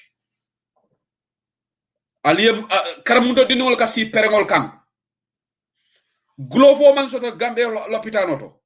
There is no CT scanner there, there is no MRI scanner there, no seulement glofo soto borol man soto l'hôpital alta wol makoy la de foni Adama Barrow kale ko alim makoy bari bini Adama request ki Porsche ayaki nawek ayati all this forest ako lavida ali badu election le kanasi Maimuna Balde will go and round all these parastatals. Ali fenke makoy. Ali NPP kana fundraising neka. This MD Jobate, they will all draw checks. Ya jamela time ko kedi. Ni ya jamela gala dina kela. Ya jamela birthday kana. Ibele ka checko draw. Ika di ya jamela. Fuaro la kolo. The same thing, the same garbage, the same nonsense. Wala be keka nanyi mansokona right now. Gambia mo kurungol le kam nyaton ko kurungol makoy de ni aje Gambia katu bataring nga mo kurungol le soto karana kurungol wala kan ni system o tay ka rotindi mo kane buña Gambia no al kane buña ni nyaton kol mel yalla ngoy be ibabe bena nekta ya sito la teng ibe kita le be yayla i koy to lo managing director ti ñun le Gambia tiña because ñun le ka Adama Barrow enable drogo fela be dunana banko kan iba domandi wafi kan. But that topic I am going to explain that in detail later inshallah. Atol molmen tol be ñun drogol kono nga dol tol sotale so too little too late for you but minale mbal tenkere na bantawa jang ni wato sida al duani alama ala en so simayani jata kende ala atol men ka bantaba lamoy for some time I will come and explain these people. We have closed the neck on you.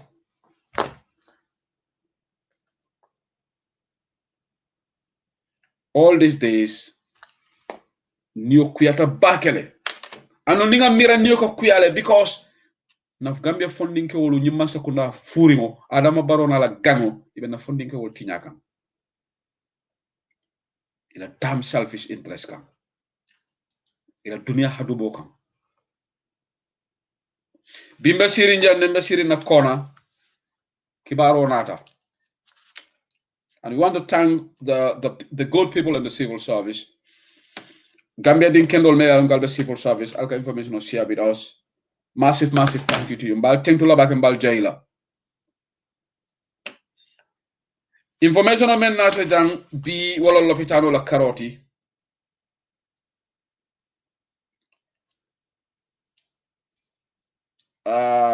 iko no sol melialon ko ibe labor ward saying iko biringe tenkeren jang say wol iko glove odi wala le shortage of gloves all manki dal bari ko labor ward mol ka wulu dami saying wolu ikadi la bari wol fanan iko ila fitata la non sit down strike la non I volunteer ta masakunda bulle iko last Monday yin tene lun tambila ila fita protest kala non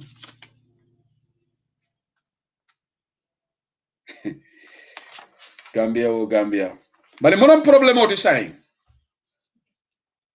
kibaro men nata defo bi ngonna sosé ne mallani kibaro la anu hani say mallala de but I have to say it but man bi ko lata la de let the Gambia government come out and clarify because nit ñi mu toñati this is the lowest of the low.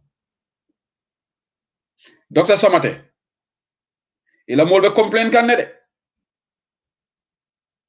do kulal lebe complain kan de yalon dese wutere ndemanta Edward Francis Small Teaching Hospital ndebe Crawley janne southeast of England mesiri na kono to jam kibarol kana ndengalo ñaari le ko MRI scanner man soto Gambia ndengalo ñaari le ko CT scanner te Gambia ndengalo ñaari le ko global manki te Gambia kibarol le kana anu mel kana ila kibarol ko correctly Gambia la lopitano la situation mo bala fa waratale say nga kibaro men soto iko say anu nga source ñi ngale fo ñu mu verbal instruction de for written instruction nombang barama confirm no aba confirm lale birina be diam ko ñu wularo ko ñu ko mba double check lale but reportedly iko kalimole botanan alfalia me be loptano to ko yalo man sakunda kan uniform di no sol atol mel yalo ngo ngadol long Europe jam mel yalo do ko kenon RVTH probably you can verify this if you are watching the show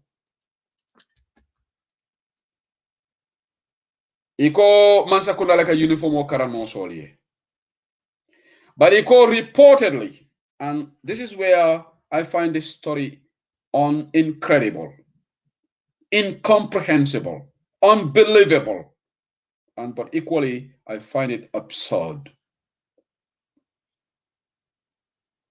But I have to say it because source reliable information.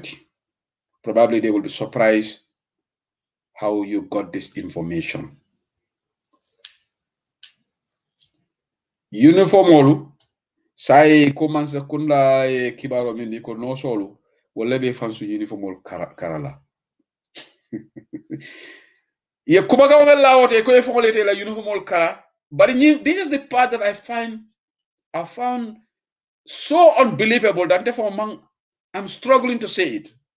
But let the Gambia government come out and clarify this. Because they are threatening these people to apply punitive measure on them. Ko be la salary deduct la $1,000 sisla na nima uniform ol kara. Iko fitar lalu iko ni wol ma uniform ol do be deduct la 1,500. Therefore source ni nga ko but why the variance? So the Gambia government reportedly kibaro men botano lopitano to iko saying iko no so le fond be fansu uniform kala but defo ma lañi story la because bri social fo nyenka ko dega ak luma de oppose adam ngurambia but I don't think this one is true. Why source can you say who this is very credible afo ya jibe fo ba counter la le nka ko well I will say it ko ngamoy wala nyama because until we have a very irresponsible government. I don't put anything past this government. But that's one part. The other part is face mask business is in allegation on menke ko iko molle be lopitano to ni mansa kunda e face mask all import manane ka tere banna yalon atol membe banjol wala kata RVTH bitikol membe in front of Edward Francis Small Teaching Hospital ni subsol membe je école buka fo face mask la hani suto duta la itata jerek hani isulata face mask kemela isa wafila. So the $1 million question is lopitano government me alongo wala sembo soto wala capacity soto kanyum face mask important than do o sop o bitiki ndingol wala mun capacity le soto ka face mask import yara fam iko dilo le fanan kan tren loftano do so don le kam face mask ol sunya ikatay ka wafi nyim bitik tiolla so ibaye nim momo nata lopta iko face mask bande ko ta damal si bitik bi borom bitik bi mu ngi am so ñooñu ni wala ya wafi rek ye Gambia je ndemala be Gambia correct la no ñami. We need a ruthless leader. Ruthless leader. Mafoko reckless leader or wicked leader or a dictator. But we need a ruthless leader. But ruthless malaiko for manika counter ñami alben balal. But we need a ruthless leader. Me ala ke ñakono jibe kela. Abe tilina tonyala. Ay tonya sabat in the Gambia. Wole bo banko raglendi la no. Maslaha te Gambia raglendi la no mba fola jam maslaha le Gambia tinya. Anda man dati pila adetita sora jawle. Molka kodol suñale moleta tala laji sadawda kereba jawra dani ntol be mu kilineti ntol lombadin kilinti Gambia be badin amari bulaita face mask kata lopitano to aka mankije bitikol membe RVT dala wol buka fo face mask la connect the dots comme ka borol suña ñamen ka wafi pharmacie ngolma ni tata lopitano de kamane safe prescription iko ko ta pharmacie karito fankoto bambang anun jama babe je ñim pharmacie ngoli tol fongo leta mo wara ya yele la musoli so nim persono men nata so face mask business all the Gambia right now wala tina do kulal fon ika face mask clean di la for the whole week but the government that imports this in huge quantity do kulal lebe system okono tapale wala lebe system okono melka ñim face mask fananta borom bitiki yalo ni Gambia fongo be je police ol ñanta tala yo bitikol raid ni tonya be Gambia ye ñinin ka atol ka ñi face mask wala ka soto min tole and that's why you fight corruption. They will tell you that iba lonnal ko asos ke bono lopta l'hôpital mo kurungol labe l'hôpital noto mel ko face mask fananta they are doing business COVID-19 be caring musibalom bari dolbe fongol bambandi kanje comme mamboure njay ning chief medical officer melbe hospital ye molla millions and billions of COVID-19 funds ya be labaj do ma faale banta ba janko dolbe ni COVID-19 ko dole tale le corral bank memba la dole corral fula lo corral saba so suñ to ñu tie sen remote yi nak weekend ak sen ñu ray sen biir yi nak diko Gambia I'm sorry I don't want to pick on anybody dol tabi jewul mun naturality mbeni so called bourgeois le Gambia e manke bourgeois di famo e mu suñarol they are thieves most of them they survive on government money abusing public funds ndete o mari command la bourgeois la wol mu fake bourgeois leti yela remote wol muta ye super kanjal tabi yelo londi e atal ming way mange den ci suma mbita na gadi no to jana na gadi no dole so jana mbita wala jibela yete ibe fengol sana and people ha so way mom mu nge try wude mu nge sacc mako wax wala ne se hussein limu try len sacca kat ngen saccembo e manga try wa diu sangam de mom ki dafa teki sum kañol lo miti tandi jawara telafo isawa he nte dimo kañ ala ya solede ate manta tubab du bala ay men soto tubab du talal ma soto haw to nyalo wote ay men soto tubab du talal ta solo ko tubab du jang mul ka baru tarol la bayan laaj ma fa mo be bari 95% 90% tubab du jang melbe America dol bi je do ku fulay be wala clock in clock out al bakari baji ñini nga abota America le al na Angleterre jang mul ko overtime mul dundile mul do ku wala dol bi je do ku fulay ka wala soto ha antol te tekila bikon tolka balloon tarolla but atol me yalo ngale sial official kono within click of a button invoice lunkiling molbe customs molbe customs wuli tang 20,000 in asidi di lunkiling atola hanita haram do mola way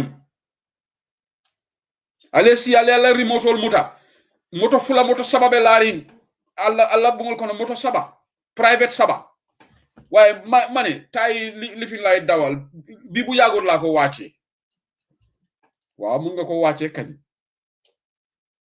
because ima soto tarola you got it easy atol melka molla face masol ni glove tol wafi ala lon ko lumina la meter tangna siata ibe moro la wala kono ite sayni kaburo kono eni ni kodo tita ite moni nde bunjang sarela hana tara 20 bedroom house yole lo Gambia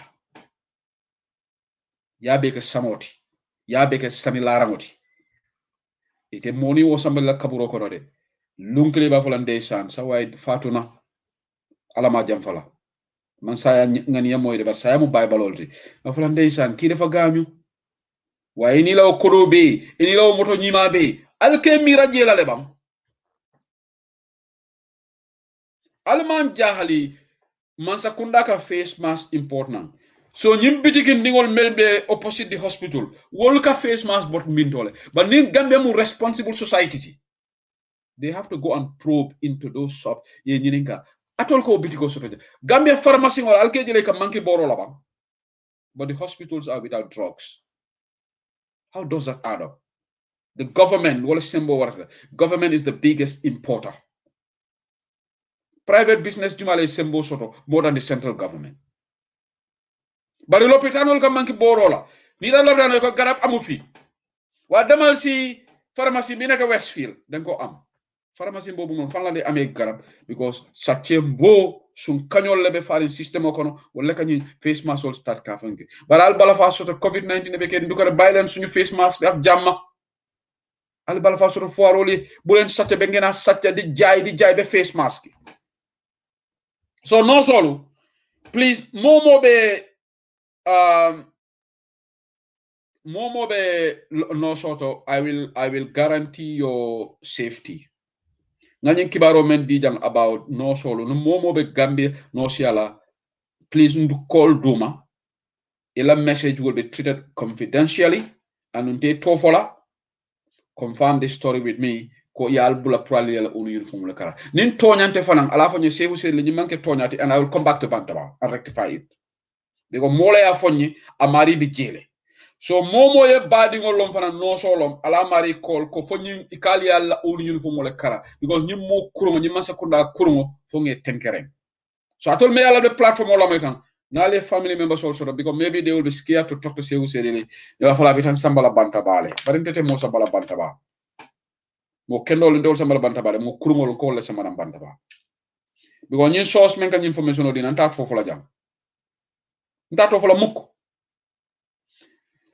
ñing drogol la information o me alon ko dol start tale duntam bulo ko no domandin dunkan nande mbe information be gada kan dande nillugol mba bom selo kala jam B52 wol jindi la jam mo kendol to fofu la mo kurungol mbol le to fofu la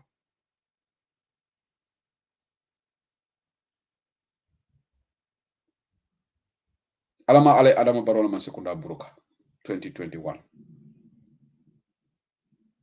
because na tapale wala soto ñi man sekunda diamu kilinde fo be ñi information ko men kanfa bari wolu mba fala ñi diamu men kanfa fam kaluma killing danta na be men kanfa ñi nonsensical people or le system ko no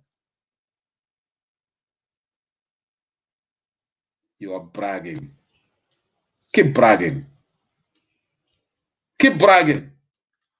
yes ite mbetel la de ba masla ko ite be mi kal lamoy mbetel la borrowing words of Kadim Rasul ite men kal lamoy kibiri long sina si ite kibir la kotenke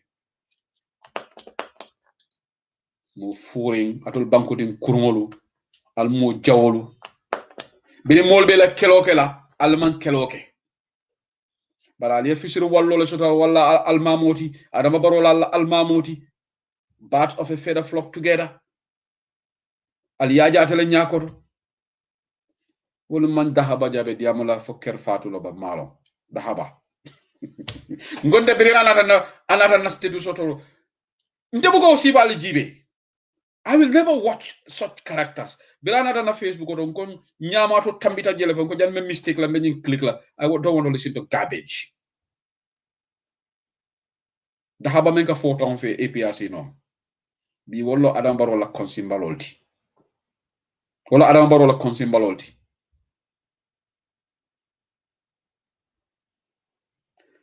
Sometimes I really get irate ninka diam Adam Barrow la kola. I don't hate Barrow. Abe menke ngole hate. Barrow is a betrayer. Amanna balafa soto Gambia dingoliye. Mo fata sanyang. Hanisa amandiamu. Gambia dingo fata sanyang amandiamu. Parabe political URL. Badi ya fasa nonsense. But Gambia dingo. A fata. Not a statement from the interior minister. Not a statement from the police. Sorry, police will diamtale. I have to be fair with them. But not a statement. Saibe nyo sabaka munela. Jumalebe Tala Mamour Job succeed la. Why dega na sa wa Banjuli tamit ñom tam ñu ngi wax ne Adama Barrow dafa wara def Banjulian as the IGP. Why bàyyi leen loolu nak suma mbokki ba Banjuli bàyyi leen president yu appoint kum ne. There is no rule which say the IGP should be from Jara or from Fonyi or from Kiang or from Badibu or from Banjul. Constitution bi waxut loolu. Su fekkee ne lii dëgg la nag I'm hugely disappointed. Waaye demal dégg xibaar ñu ne waa Banjul ñu ngi génnañ audio ñu ne Adama dafa war appoint Banjulian as IGP. Fan la constitution bi wax loolu ne président sooy appoint ministre wala IGP dafa war a jóge ci gox bale. Gambia nañ leen bàyyi waxi kacco yi yéen tamit. Xanaa Gambia doo leen dee seet yeneen dëkk yi naka lañ dee ron. I don't mind the IGP can be a Banjulian. That is Adama's prerogative.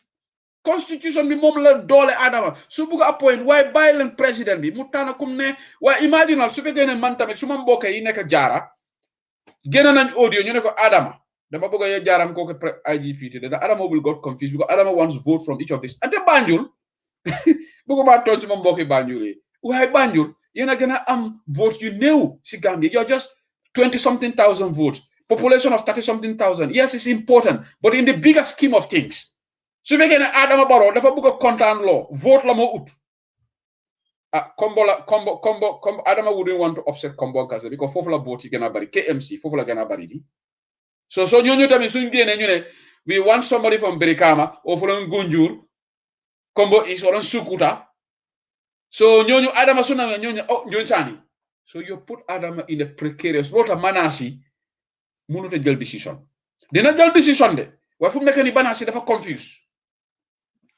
ala support la do wulta janne tala tal go fana la fi da mo do leke IGP.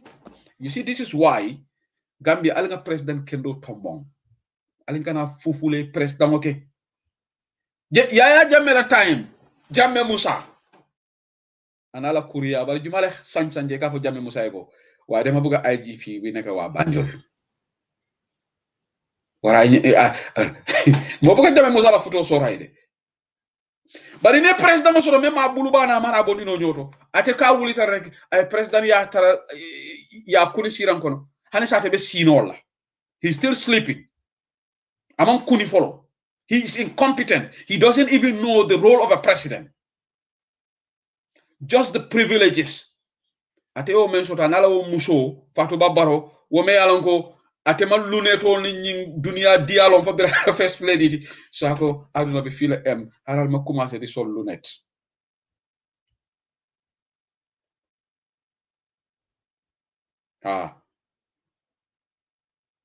so say mo be Barrow confused nikam but if at all this information is true I don't know I cannot confirm the veracity of the bailen Adama mutana kumne dega constitution bi mom la jox doole de Adama kum ne mutana mu def ko IGP te we have to respect that decision because loi bi lol la wax waye dama bëgg wa Gambia nañ leen bayyi di wax président ne wa place nangam ki fi la wara joggé ki fi la wara joggé head bi la wara joggé head bi la wara lolu su duga ci dëkk rek daf de indi yaha yu bari aka tiñaar wala samanam you know what is going to happen tug of war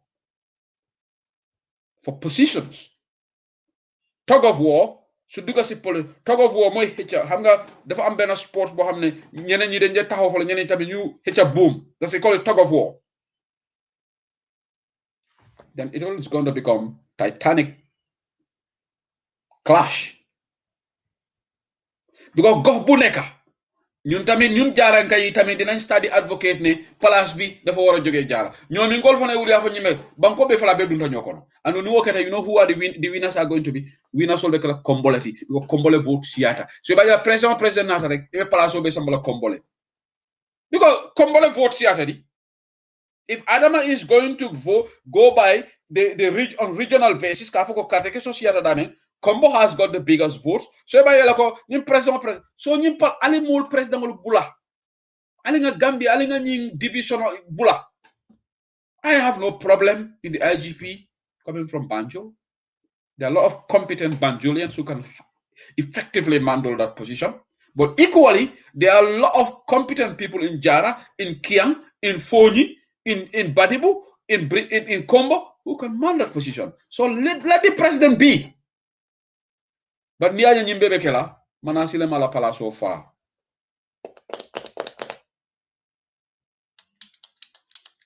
And who knows, Manasi is promising because Adamaro nakundunja nakodananya. Maybe Manasi, like I'm making a projection here, and I'm based on Manasi's track record. Nyinkoita mareko. Remember, I need to already am konduma. Hi, go many palaso di la tolela. I bankobe jahase. Adama Barrow is capable of that. Among Koimade, but knowing Adama track record. Berako useno dawo ko lafte telekala vice president. Atara komodo fo Sidia Jate. Ayuni kebal kun takindi nyola. Onkul Sidia nata akamfata papa useno dawo kama. Akamfata kama. Manasi le kun takindi nyola tata siala bunko na nyakasi. Ay ni coalition mo be dundi nyokonole. Ni modo dunta akoy ko teng ni modo dunta sa nyim place fo na wala be ji. Tala Mamour Jo fong man singoman tinala kabro kono ibe nyo sabala la palaso la. Yes, IGP palaso shouldn't wait. Kafoko mole fata is a very key position. But Adama is talking. Amat bafana yala gangol soto jana. Lafeda karile ke fenkoti. You see this why the whole country. Kasama sise mande nga programo dati wala. Samia Suluhu Hassan, the new president, Ayala vice president nominate, parliament approve with him because Namare Ekanya Dakala with him for 14 days from by the constitution. See, what muso mu president sobe waleti? What manke manasiti? Only manasi for mantra the same league. What be Champions League le? Manasi be malon for Championship League. Ndola UK. You know Championship League, the lowest league fenkolting atebe woleto. Obe Champions League le. In warning Adama Barrow mantra level killing.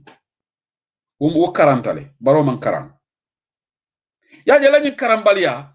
Wole ke dundi ni efficiency to. Ni ate ye fantu molbulu melia londo soto. I honesta. Ita nying blatant mistakes all kela. Bari man karan.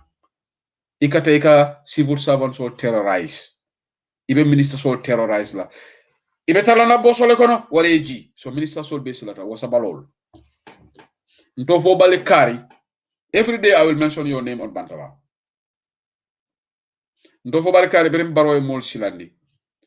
Ako you have to be in my Ibe talana bosole kono atata diamu state house faka sanyo wulindi.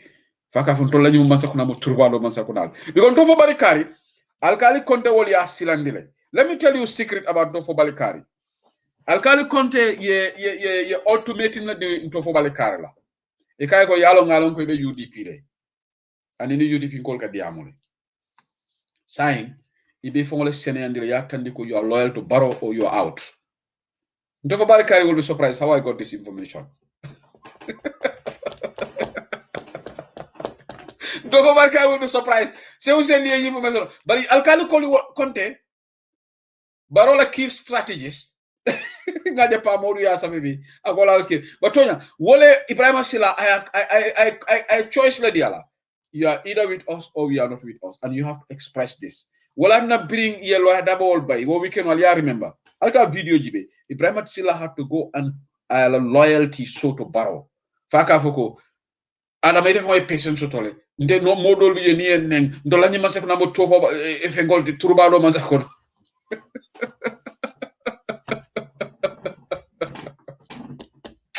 Aval minister ya palaso. Alta fola nyamone isa de nga sis la fana ke ministati. Sis la fana salo mo be nyindlanto. I don't know mo be minister palaso to bari je diatale de ngamira de. Because ni men sita je ubukala fi bolaji. Dovoli carry that I have found verified. But this is very serious. So, in position olu, please allow that bondage. And how UDP man secondala Caesar? This should not happen. Wow, dem len si president lawyer dabo. Wow, lawyer dabo dengan wara ki wa banjo la wara neka. Wala wa nyomi la wara neka. Wala ñiñanta bola ifenkele. Kiate. Alenga banku dingol employ based on their competence. The competence of the individual and the honesty, the integrity. Ñene ñante kala criteria di. Ñene ñante kala saratolti. So l'opitano la karo ngafo jele every day ning information so no l'opitano la kumufula. Ñin drogo la ko melafula. So ngana election la ko to biko wodi amo fana be kereni. Iko barobe Sundays league le ya fante nga promote le. Sisla be Facebook prison le. Yeah, iko barobe Sundays league le. Iko nga championship iko nga promote wotole. Yeah, okay. I thank you, Francis Jiba. But election la ko fana make la kurkuro be kering. And I know somebody like Wali Jr. audio that I be, and he's very concerned about this attestation. And ungaje honorable Alaji S. Dabo for the National Assembly. Alkalo la nyin kaiti ko ngajele bamama so ndiam tala mo jamala be deun kala anun rightly so. Bari janim bi dala je mbe kuma kline fola Independent Electoral Commission. Ali yalo ngonga Independent Electoral Commission ke defend bakele. Ano hanisa njikita ko be tilin nale. Nte mamodo long. Yes, ye lapses sotole so tarol be la karola, and there is no perfect institution. IEC kañ ngena announce ñun diaspora kañ la ñoo register because ba legi waxu len bari yalla ñun problème be menkenen bi ni Wali Junior diamtale bi Wali Junior is listening. Gambia journalist soldat la ko kante jaxalle IEC le sedulo bonde jang iko bina diaspora le registration ola Adama Barrow indu njaaj dunde je dile keta sa iko mele be registration okela. Bari IEC nate la ni recent announcement anu be diam la Gambia député wodi du ko dal kanam fail ndol diaspora be kamfala bakele we must be enfranchised. I am not saying that we should. I'm using the word must because it is our constitutional right. Kiti bunda ya determine alwale ko nyanta karto failale ning election hani election le be bay la Gambia but diaspora nyanta karto failale. We cannot continuously be disenfranchised for no good reasons. In fact, there are no good reasons. Guinea-Bissau la mol me bante ka karofa se control. Ndol be Gambia Adama Barrow control mu ba feñolti. So IEC da ngeen wara gëna ngeen wax kañ ngeen register diaspora. IEC def iñanta funti la yafo mutuma la register because you be dating say ko 11th of May to July Gambia am toludu Alaji Momar Njai da nga wara gene ko waye journalist yi kañ ngeen dem ci Alaji Momar Njai balal ba albe mol interview la platform to alka Bachili make invite before you invite Bachili why can't you invite Alaji Momar Njai? I think at this stage with 7 months to election Alaji Momar Njai should be more frequent to these media houses. King FM Alaji Momar Njai la invite membe caring su radio pa Modou Bojang Alaji Momar Njai.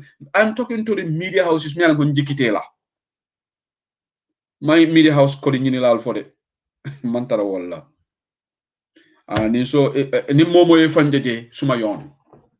I'm a Gambian, I'm entitled to my view. My view may not necessarily be reflective of the situation, but that shouldn't stop me from expressing my views.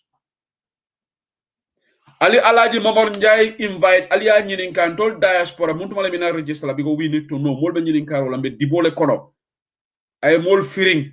I am all bonding in Dibo Kono. ay na kumo fo mole ay dabon da diam ay diamu gambianole because atela ya fo janko ko diaspora ibe register la so muna nebe dairi nana IEC be dairi about diaspora voting diaspora la registration. Not every Gambian can travel between May and July to go and register in Gambia. Because mole la holiday plan le already. Jamabala fitasala November, Mafongola December. Nene Freda Gomez, yen wa CA has been asking these questions. Nene Freda Gomez, your youngest CA, UDP, GDC, all opposition parties. I'll press for this. Because IEC hasn't made any pronouncement when they are going to come and register us. Initially, they made it. But Adama Barrow in the Njajambi, through that corrupt man Burenjai, Buga involve business services in the local through such an election. Yalla werko, and thank you, Gatin Galama IEC. You stuck to your guns. You refuse to succumb to the whims and caprices of this incompetent president. Because of a Buga such an election. Lolo Tamudef Remy Joiner, living, Gaineko Satyambo. Adam Barrow alata baraka kila kutole. But the diaspora, we must vote. Alinkana Chahan Ntolu, we contributed 48%, even though I had the CA leader, he made a brilliant analysis, Dr. Sise. The diaspora remittances not necessarily went up. That was a logical explanation from Dr. Sise. It is the recorded one because of the COVID-19. A lot of people are now going through the normal conventional way of sending the money rather than the non-conventional way. Molka Kudul Siki Kudula. So Dr. Cisalo's analysis makes a lot of sense. But that notwithstanding, diaspora still, we contributing immensely to Gambia economic development.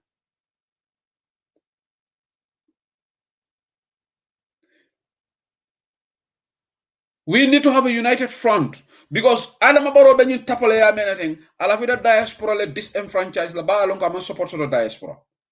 And ila Jikobe Damen Ahmad Ba is from the sub-region. Senegal, Guinea, Purka Luntangol Dum, Barate Kela Jang. All right.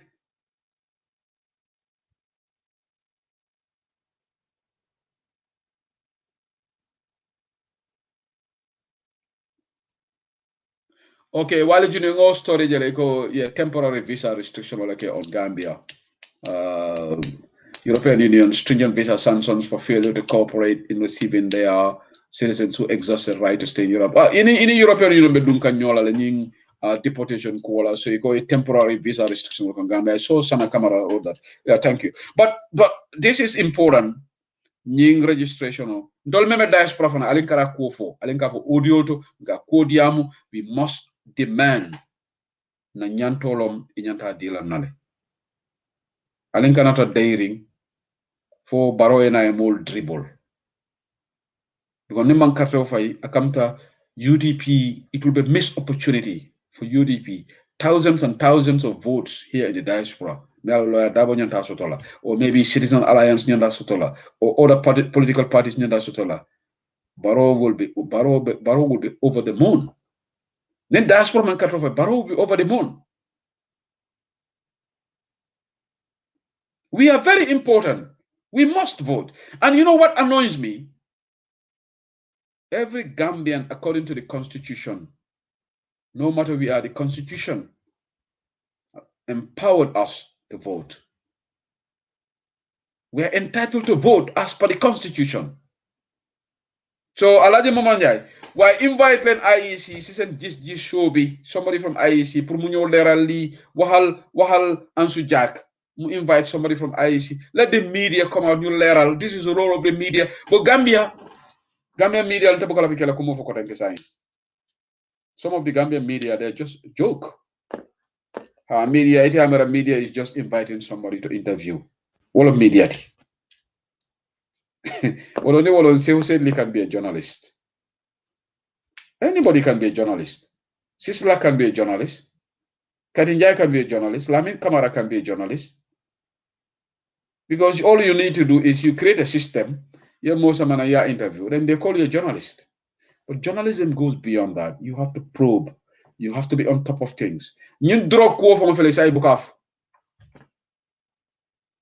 And no attestation of an CFO ni alkalolu ali bam far alkana song ida may cede yaroki ni o rek adam Barrow be suñaro kala ajala ñin ay ñin sefol be commandi itingola ñi wato ko be terrorize le sefo dol fo be je wol tay but publicly ibe pretend la koy bayan so you know issue ti bari ndenga mera bamba ma se même fo wala ñante kala di additional layati tundu iko sede yaran kaytol be kala andu ngajen fama di amuta kalilu sedi li adi amta uri dala ko ni alkalol fanambe wafirola alkalol alkani attestation wafi munela ba gambele diata doro molla banku din kaytol so adol fana $100 $200 andu different prices do alkalo do ka wafi kemela do ka wafi keme sabala munana nalba wafi la fam secunda should come out with a rate ka foko alkali ba kala tallulu rek ala ke dalasi talluluti banko be kolayari na nata alfanan alko maybe ala administrative fee but keme saba woda kolayatale momo banko di ngote abala banko di yakayto fangala so nyimbe nyanta kala there should be uniformity. And secondly, not the alkalo ni sefol dama opposition ala li bam farnal sontarek adaba be election sunyal sate o sate UDP, all this political party, Alpha Tomba Melialanko, they have to verify. Ndol banku dingol fana alinga ke vigilante alinga nyal nga track crossiro lan kana song luntangolu ye registration solo. Revising courts be sotolale. Yajele ko IEC near registration okay. Ite sotaro so ko kariman ke banku dingoti. Opposition parties also query nole. Ikole for revising courts.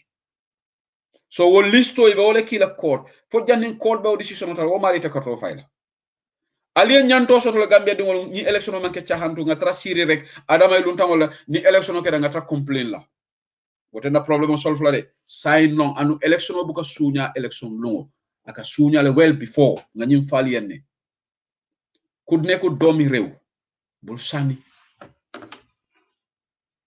ali la moy nfama la kalilu sedeli idea moment ke surwa kamoto ali la moy ñenno okay male na nuyu di len sant di len jërem man la Kalilu ma ngi nuyu Gambia yépp man luma do ñaan ci Gambia fi jubo rek ñepp jubo yiti dinay kilifa aaday imam yi civil islamic council président bi nguur ji yépp na ñaan jàmm ñu jubo ñu fexé defar réew mi defar rek moo ñu war réew mi jàmm rek moo ñu war ak jubo rek kenn ku nekk sa yene bi soko andale jubo nga andale ko jàmm nga andale ko defar bu soobee yàlla nañu may jàmm réew mi dina am jàmm waaw réew mi dina am jàmm xale yi dina am jàmm ñi tukki dina am jàmm nit ñi nekk ci réew mi yépp dina am jàmm Gambia jàmm rek moo ñu war dara war yu jubo ak jàmm def jàmm wax jàmm moo ñu war même fait kon ñoo amoon doole bi ñoo do ñaawal nit ñi tey ñoom nekk na opposition so wa Allah taala janna play la badu ga jàmm wata nangu ñu jaay réew mi ñoo ko moom ku ñëw dëkk ñu fii may na la nga taka jabar may na la nga am moto bu bees may na la nga am kër may na la nga am xaalis may na la nga am lu nekk waaye suñ kayit man waxuma nguur jee ko wax ne ku judoowut fi war loo ko am dëgg waaye lu su fekkee ne soxor ak bon ak añaan bu ko jaay sa réew loolu moo tax ngay joxe nit ñi kayit soo joxee nit ñi kayit su dëkk bi amee problème kan boobu dem bàyyi la fii nga dëkk ci coon seet leen rek parti ba ñu wax ne du wàcce ci réew mi fii ba mu nekk tel kan yi yëpp bàyyi nañu réew mi fii dëgg yëpp dem nañ koo xam ne sa yaay moo juddoo fii sa maam juddoowul fii yëpp dem nañ moo tax ñu ne kenn warta am ñaari place dafa yaakaar sa réew dem ci benn réew waaye kan benn nay mbaay ci lii su fekkee ne politique rek loolu moo tax ak sa poste rek moo tax nga bëgg jaay réew mi loolu waruñu ko nangu day waxante dëgg ñu di wax dëgg def dëgg ñu am jàmm waaw su fekkee ne politique rek añaan rek soxor rek kenn toppa kenn nit rek moo tax nga bëgg jaay réew mi toroxal nit ñi yëpp yàlla bu la dimbale ci loolu day waxante dëgg nag dëgg jot na pour ñu wax man waxuma ne alkaali buñ joxee kayit man d'accord ma su fekkee ne alkaali dañoo joxee kayit député nañ waxante loi buñ ci jaay kenn ke benn kayit because IC ñoom kayit bu waaye jaayuñ ko kenn dañ ko joxe free soo waaye alkaali bul téye butut bul téye benn talas su téye benn talas ngeen jàpp ko yóbbu ko dungu siin wala ngeen teg ko benn place loolu moo kenn waaye alkaali bu nekk day wante dëgg neexul leen nag waaye dinaa ko wax nag alkaali bu nekk benn kayit bu nekk téeméer soo amee ñaar téeméeri nit benn bis nga am ñaari fukki junni su continuer lu mu bugg ci kayit bi du ko am te ëllëg su réew mi yàqoo kan yi bàyyi ñu fii ñun ñu nekk fii di torox waaw kanaaw yaa sa kër bu nga samp étage doon nangu man maa suma njaboot ñu ñëw tëddee sa saal bi wala ñu ñëw tëddee sa diggi kër gi kon bu leen nangu jaay réew mi pour kenn nangu ñu jaay réew mi loolu moo fi nekkoon nga gis seet bu taxaw sa kanam mu ne jox leen yëpp ñu si registre passé ni seet bi joxe da ci këram mu ñëw ci place bu ñëw registre mu ne jox leen nit ñi yëpp am na yaay compagnie yoo xam ne ñuy wax ne dëkk bi su baree registre si lañ leen dimbalee liggéey ci réew bi ñun suñu dëkk bi am nañ fukki junnaal lu topp registre waaye ñun ñoo ko daa toroxu ci dëkk yi yëpp ci Gambia fii amuñu dara ci réew mi fii man wax naa leen am na benn meeting bu def suñu fiil ba indi leen courant ba ci fiil ba meeting bi tas rek ñu ñëw budi pol yi yóbbu leen loolu dina nekk jàmmi réew mi day waxante loo xam ne boobu dëkk bi nag réew mi ñun ñoo ko moom suñu xejalee kan yi day am suñu jabar yi dañ teg fii jabar day am fii kër day am fii étage day am fii oto waaye suñu kayit yéen daa wax ne buñ ko am waaw kon soo leen waxee ne buñ ko am alkaali buñ defee pexe man d'accorduma pour benn alkaali mu saayi naa la nit kayit mu ne ko demal ñu joxe registre kon alkaali mooy président moo ëpp président doole président mi munu ko alkaali munu ko kon président alkaali moo ëpp président doole alkaali suñ ko gisee ne dama leen a topp wala dama leen a añaane man añaan ma benn alkaali waaye wax dëkk su ñëwee doo wax alkaali doo wax chef doo wax imam da ngaa wax dëgg rek te nga bañ a leen wax bu ñaaw man lii laa gis pour wax su fekkee ne ñoo nekk ci réew mi te ñun ñoo day wax ne ñun ñoo moomu réew mi Gambia ne buñ fexee ba yàq suñu réew yéen seen doom yi du mu dem Guinée wala mu dem Sénégal wala mu dem Guinée Bissau wala mu dem fenn mu am kayit jaaru ci yoon loolu du musta am léegi su fekkee ne am na ministère yu bon yoo xam ne ñu ngi si dëkk bi mu ne joo leen kan yi registre ñoom xalaatuñu de moo tax ñu dem jënd kër beneen dëkk pour élection su musiba amee ñu toog foofu dem toog foofu waaye réew mi ñun ñoo ko moom Gambia kenn moomul réew mi doomi Gambia ñoo moomul réew mi kan yi mun nañ nekk ci réew mi am fi jabar am fi kër am fi xaalis am fi lu nekk waaye suñ kayit nguur ji ne buñ laal c'est fi bu feexee ba jox leen kayit soo élection leen joxee kayit su musiba amee si dëkk bi dañoo dem bàyyi fii te fii lay amuñ beneen suñ doom yi fii lay am fii la seen baay juddoo fii la seen yaay juddoo fii la seen maam juddoo fii la seen lépp nekk amuñ beneen dëkk fii lay xam soo leen buggee torox bu leen toroxal suñu sët yi ak suñ doom yi ku bugg a torox wala nga bugg a jaay réew mi bul jubul ci réew mi pour jéem a fexe yàq réew mi ñun ñoo ko moom waaw su fekkee ne député yi xalaatuñu ñoom seen poste rek lañ xalaat ak kenn la ñoo toppa pour mu joolee xaalis loolu du suñu agrément ak ñoom suñu agrément ak ñoom mooy dañoo doxal jàmm réew mi am jàmm nit ñi am jàmm nit ñi am xaalis réew mi neex waaye su fekkee ne day tox nekk joolee moto am xaalis lu nekk am ñuy toroxal doomi réew mi ñu bàyyi seen xel ne alaxira dina am bis dina ñëw bis boobu day la dugal ci bàmmeel bi loolu liggéey da nga ko fa fekk waaw Gambia nag wax dëgg jot na nag waxante dëgg dafa jot kilifa su ñu dimbale woon tuuti rek ñu waxante dëgg rek ñu wax xale dëgg rek léegi jàmm am ci réew mi fii soo leen seetee réew mi yi dugal drogue bi fii janna wala bi yëpp tekkuñu fii waaw soo leen seetee yi dugal taay ci réew mi janna wala bi yëpp tekkuñu fii dañ ko dugal pour yàqa suñu doom dañ ko dugal pour tas suñu dëkk bi dañ ko dugal pour suñu doom ëllëg bu ñu am njëriñ te ñoo war a nekk président ñoo war a nekk imam ñoo war a nekk alkaal soo leen seetee kan su nekk sa réew moom topp dara xaalis rek la topp waaw xaalis rek la jublu waaye bi am xaalis rek la topp xaalis rek la buga su nekkee ci dëkk bi bàyyi ko mu am fi jabar bàyyi ko mu am fi xaalis bàyyi ko mu am plane bàyyi ko mu am moto bàyyi ko mu am lu nekk waaye suñ kayit boo xam ne nguur ji moo ko wax ne réew mi ñoo wax ne bul kan am ku ko buga am nga jaar ci yoon bi waaye Gambia rek laa gis doomi réew nga juddoo ci réew mi wutal ñaanuloo jàmm ci réew mi musiba rek ngay ñaanal jàmm bu ci réew mi ak sa xaal ak sa poche yàlla bu leen yàlla bu nangu ñu am musiba ci réew mi fii Gambia am musiba yàlla na Gambia am jàmm Gambia jàmm buy mbuga yàlla nañ ci am bu indi pexe boo xam ne pour ñu mu am musiba wala ñu torox yàlla mu kopp sa kaw waaw léegi nag Gambia duñ ko bàyyee nii dañoo waxante dëgg ñu seet dëgg président dafa ñëw dem wax naa leen am na benn ministre bu ma gis mu ngi kuloo driver bi ci terminal bi mu coow ci kaw driver mu ne ko bu coow suma kaw man bu ma nekkee ci place bi dawal naa ñeneenti ministre te foo yow yaa dem bàyyi ma fii yow mun la ma fi jénne te loolu dëgg bu war la yàggul rek ñu daa am ministre bi am na député yi amoon ci député bi ci Gambia fii buñ nekk ci député bi Sirif ba mus na leen téye ci député bi dibi 5 o'clock ba 7 o'clock ci fajar Alaaji Asisa wax na leen Sirif ba dimbale ñu dem tere léegi ñu ngi sonn nañ loolu yëpp mu leen bu ko jaarlee foo xam ne pour dëgg keroog la Alaaji wax ne ci député yi nañ bàyyi suñu xel tey ñun ñoo fi nekkoon ëllëg mun ne keneen mun na nekk fii bis boobu tey nag ci loolu lañ nekk ci Gambia fii kenn ku nekk na nga bàyyi sa xeet soo bañee xeet wala nga bañ sa mbokk wala nga bañ sa karit wala nga seet pexe boo xam ne loolu su nekkee seen diggante dem leen ngeen defar ko beneen pexe ngeen bu leen ko ci boole ci réew mi kenn nit moomu ko benn xeet moomu ko nit ñi yëpp a ko bokk kenn indiwul réew mi fii nga ko fekk sooy fexee nga def pexe bu baax pour ëllëg sa doom yi su ñëwee ñu am jàmm waaw ku sa doom ñëw fii mu am jàmm mu am jàmm am lu rafet ëllëgaat si biir keneen ñëw suy setee ñëw moo tax suñu baay ak suñu yaay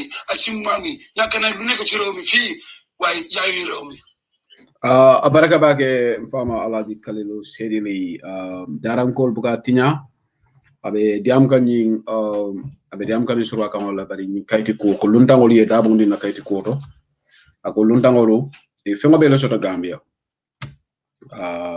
ya ininka futule fango e business all soto e corral soto bari ko kukelinde ni de benna wala luntang la fita Gambia kalo you have to go to the naturalizations procedures ye kaito ye silota pour que banko dingol la kaito soto bari e kanata kaito ta yeta register pour que kato fay president way ka suñaroke ko ngang dabo ni sikol fanando ala ni audio beta da bakale ngaji mo jama content ante fanga jara ala diamol ka diamo jamale aka diamo furu mo doka ala diamo be ka diamo pour mo kala nendiroke ala audio ka beta ala matentu lamba jayila so mbembadi ngol tento labake so sa mina amana kala kamuri sabale last audio play ale then tamela be programme Muhammad Sabali for them about this corruption. Assalamu alaikum majmuatu ansarul UDP. Allah baraka.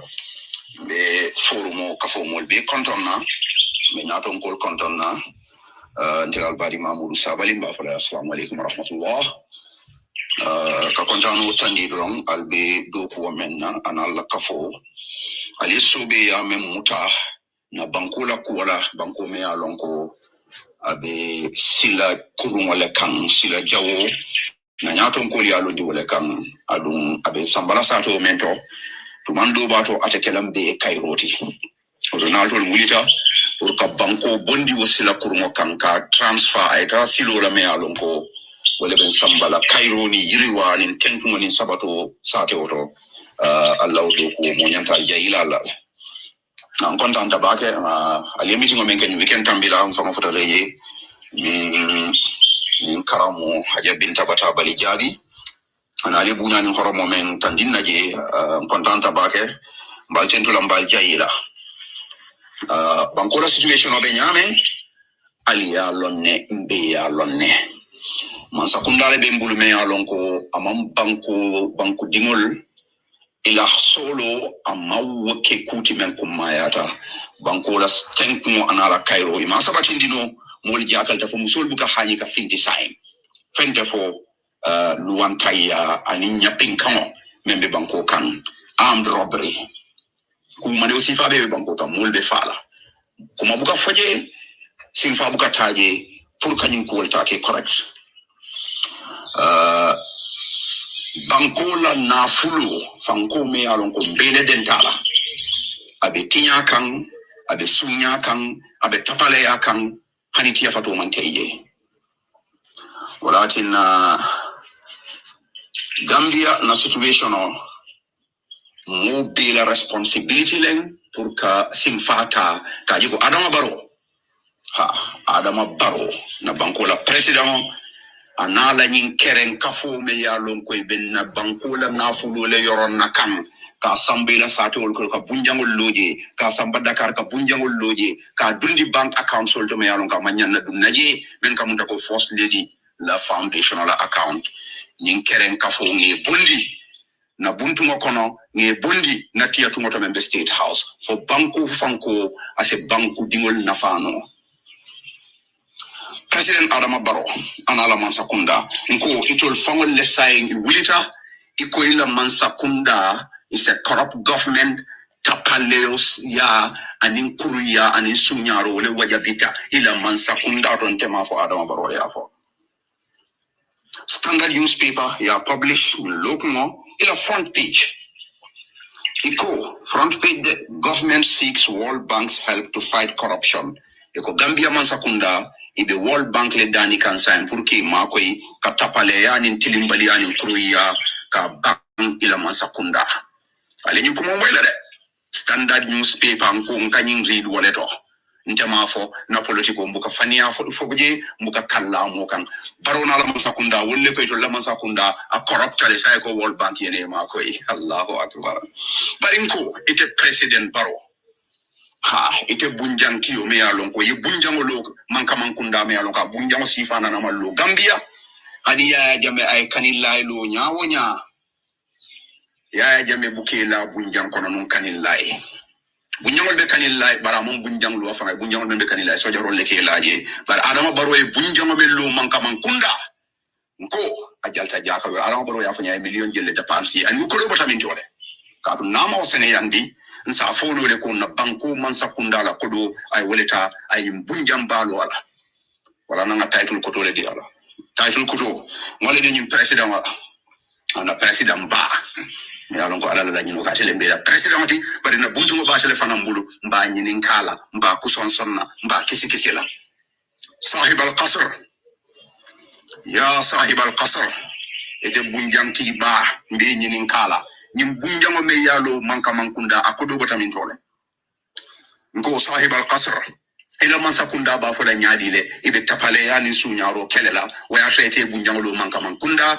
hamad babe mansono lokan ila sati oto ker oldi sidi njaybe bunjangol lokan ila minister sol ni director sol ibe nyose yala bunjanglo la Dakar ite ba fola moli nyaadi le ko ikana tapale ay turo e bambanko kan ngo mandin ko eta fola moli ko al tababula ya rafule obe fa wada ko wote kelano ya sahibul qasr ngo Adama Barrow ini la mansakunda albesilo menkan nali mabula December be dula le de bari January le be dula December ti kato ni ngal bondi man sakunda ta bina du no mel la ka o monote suma yala ngo president Barrow Gambia musolu batata ban Gambia ustasol batata Gambia majlis tiol ye nya kasila wato la me yalon ka koleata deteta adu ngakole ani deto be tela la mul kayte be banko soron kuran na me yalon ko mako na fenyolon iko be mako erodi la bariko musol men ke fawafi ibe mako erodi la wallela COVID relief support for prostitutes ila mansa kundaye woleke bari majlisul madrasul iko wol mankete da responsibility imanya na wol mako ila Allahu akbar ni kede bala fa ku bat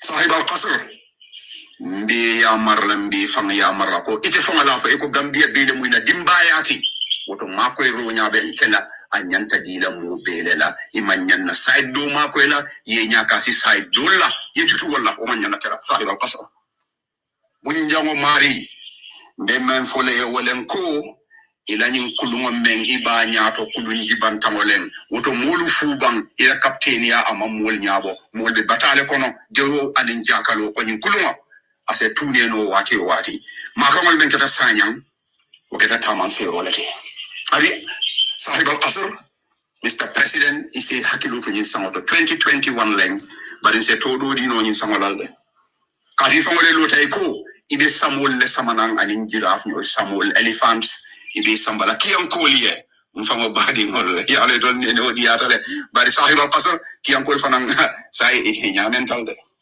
kabiri ye promise airport o manje malla mo se kiyam kol ne no in this year of 2021 bari me njakal wolen sahib al qasr e koy be samol le sambala nan kiyam adu samol nim pleno ye jindi airport de fangale be sambala kiyam samode ni ko be o samala nan nin sangola aketa sangoti me ya lonko aketa jamanu ti me ya lonko dino man fasa dino doyata kuma kamul ka finti ila man sakunda ku kenyol buluko lutu kanke yale be fasa la nyimbanko kan ko lutu kanke wol ye nyanto soto nyimbanko kan ne wo nyanto nyanta to ila National Human Rights Commission le ofo ani ku kenyol European Union ibe siri ibe deri ngakam ko silence means consent o tebe dilu kale kan ko ila jamanu damalen hadama di mo hanyita kalunna difide bu moto ka foko misirol ani jamawol men be public places na do ko dlani lo piano e nyanta buru kala le ila jamanu la keta wodo ninye samoyete ko ibe samul elephants ibe wolle sambalanan ifamo ye samba fokiyang wodo nyense keno amal filte de amal fil na katariko membeji na frema long karanal membe bala ise nyeninka amal fil la kuwala adu natra wo samul nata wo elephant soul ini la minister soul ye samba kiyang wodo mbal to dala ashabal fil Mr. President Sahib al-Qasr Mbele badi Mamoudou Sabali be kontonna be biwala ken ko wala ani sabato woni Cairo banko kan me alon ko mbele dentala assalamu alaykum wa rahmatullah wa alaykum salam wa rahmatullah ta'ala barakatuh mbalungal be lamay kan European Pantabala Wednesday's edition of Political Perspective so we take selected audios ke play platform auto being na mfama kalil sedula audio ani Mamoudou Sabali so we will be taking occasionally audio ke play platform auto corruption ko Mamoudou Sabali diamta wala ay nga diam jena alia ni carte faya wala lunda wala kayti ko nga 6 secondes ko jele Binta Cissé tonyo ndiro bula way kana man nasi Barrow man nasi kana tonyo ako I wonder how he climbs up those stairs his stomach is so big go remember that Manasi is filthy rich Binta Cissé Manasi mo koditi oleti de aka kodo aka faka loko sule ba malong he has all these unscrupulous businessmen ibe kodo dira la reference and so malong vai lift place to la bunko na ka press the ka sell so maybe he doesn't even use his stairs this man is filthy rich he has millions at his disposal mo me alongo ay moto mo woni sabale sang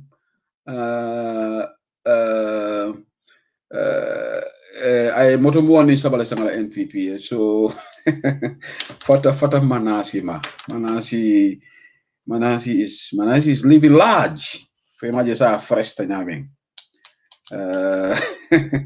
allow Carol membe boiling before I get president so say Manasi is now he's very presentable now Waramba Bal Dunna Vignati Abdul Falina left right and center millions of dollars Abe 150,000 that is those Cisse will be doing left, right, and left.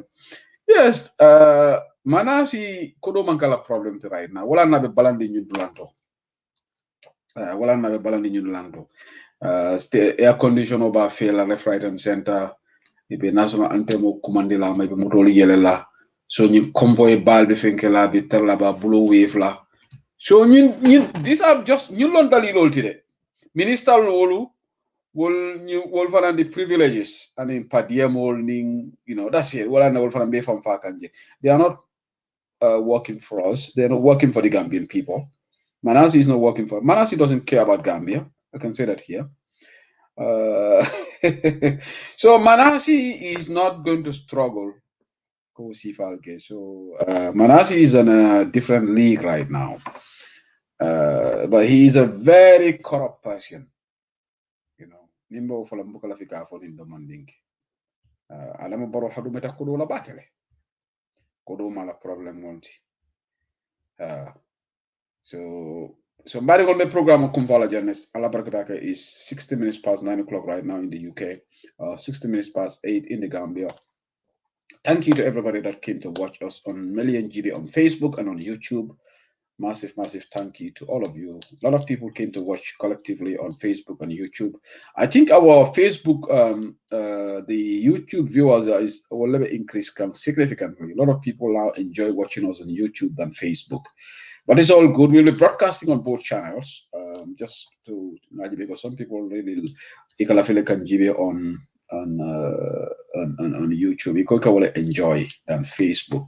So sometimes I just want to broadcast on Facebook, but I don't want to disadvantage those who want to watch on YouTube, but we have the facility to both watch on both channels. So we will continue to broadcast on both channels. I will take a couple of callers right now. If people want to call in, please call in and have your say. There is this gentleman, Adam Bantaba. He is not a happy bunny because I Kafa wafi can challenge challenge la Bantabale. So because I refuse to give him the opportunity, so he is not happy. But Bantaba is too important for you to come here. I think this weekend I'm planning to have a guest on Bantaba, but I'm going to confirm it. To have a guest on Bantaba on Saturday. Should have a guest appearance here. Hopefully Saturday we'll have a guest here. But I will announce it maybe on Friday or Saturday morning on Bantabala page once it is definitely confirmed. It was confirmed before, but I just want to double check. So I should have a guest appearance there. But I will take a couple of calls from callers. If the callers are not calling, then we can call it a night.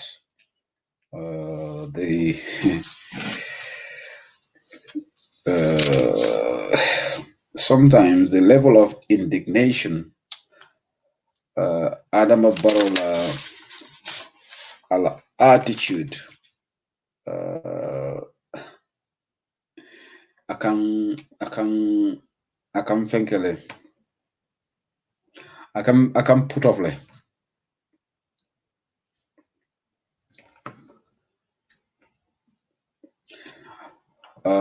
sometimes it's hard ninga bankola ko mira nga jibe nga gambe ngol jibe Wally Junior with call ke na baranga teta we'll take the call. Hello Wally. Yeah, assalamu alaikum. Sehu, wa alaikum salam min Barrow. Yeah, alhamdulillah. Thank you. Yeah. So last time I'm going to demand in the room, come like audio blog, Mujama just in audio la moy maybe you full farm by the clarify moment today. Menkamunda is la photo and in Menkamen for Jolomuko. Dalo IC deadline or control and Diaspora and the Port la Lumen. You deadline or when I declare you deadline of calendar. So another could is not that because Ufula the folk on Gambia, member folk on Gambia, and member folk on Jam, monkey, Dulba folk on Gambia, no constitution on yin. I need to be jail for IEC, it a diaspora include knowledge because a new constitution on yin manna. So not a whole another. From another, from media, another question post on media from program of the kind and the if they come. Kurita ay momon ya alim ya fon nyinin ka mune kita diaspora nyin amo include la news kedilo kono so but right now filindiro be kekam so ko yalo nyame gambe journalist olu namaran tol do mel kamol la ni ma post le to ikanaje gambe news olu ko fon bi di jama bi fon wol namara groupe le be because kon to ka news olu post le so itol ko min kela do ko landi bulle another ko ba nyama wol fon nyenta tala IC no ya nyininga yeah you Allah news kedilo me aliya tindi aliya bele fuji alko diaspora be tenne be bur la nyim karle gambe be bur la nyim kar ba nyim do nyim alna tala doral ko gambia ko be bur la nyim kar mon ko diaspora la andum ko nyim tara kotle diaspora nata ka win ya ngi ko nyanda ka vote le but say another ko man ta vote la akamunde to be luwala IC fon be sonna nyim na mo alim jay fon akebe sonna nyim na ka luwa tinya kuruntul kana ko Yala Wali, let me help you here. Yalo nyin talin kumo kariko. Muna babi solve. Let the journalist invite Alaji Momod Jai. Yeah, nyinika question ola afon e kunjino nyin jabi. That's a simple solution. The journalists, everybody's interpreting the Constitution, 1997 Constitution on the register. No, in the phone, American coffee show. I had somebody texted that message to Peter Gomez, got the same thing for. But there is nothing in that Constitution which states that Dolmanian register. As far as I know, I'm not a constitutional expert, but I see the question and the Morma.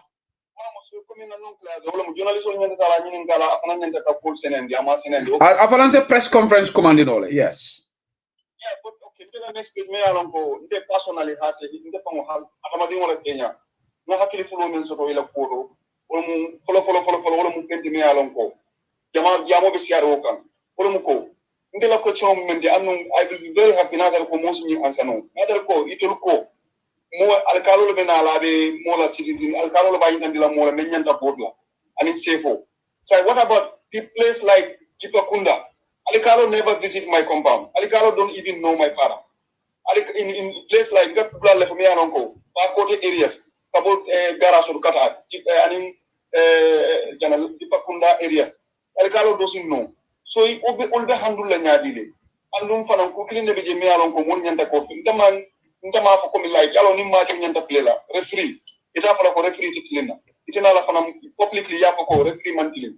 Ibela hakili flow soto nolale because atakele mol kanale ka kodol kanale yapoko ale ni referee do soto wala te wala bare ko kadi amu di modi tes ay sinte sikata men ko je wala ko nyanta findile ko senandi andum fanan yudi pin ko de nyanta lon na mo yudi pin ko nyanta lon na ko ma foko ndol be opinion soto na opinion ko protocol kono Gambia la protocol kono mo nyanta findile yafo est-ce que alkalo nyanta ka decide le bang bodum alkalo man nyanka mola citizen sipo nyin decide because nte altala jeroto ujamal le falin ka ya jambele ntol be ko ya jambele constitution on 1997 among doesn't represent the citizen of the country ya ona sa ya jambele yan ko dron ayola represent so nata ko ya jambele yan ko dron 1997 constitution o da mala nyikan fo falin diro de soro no la jeba me alon ko abe gambien di won bele tebola ba so mo understand so alkalo da matente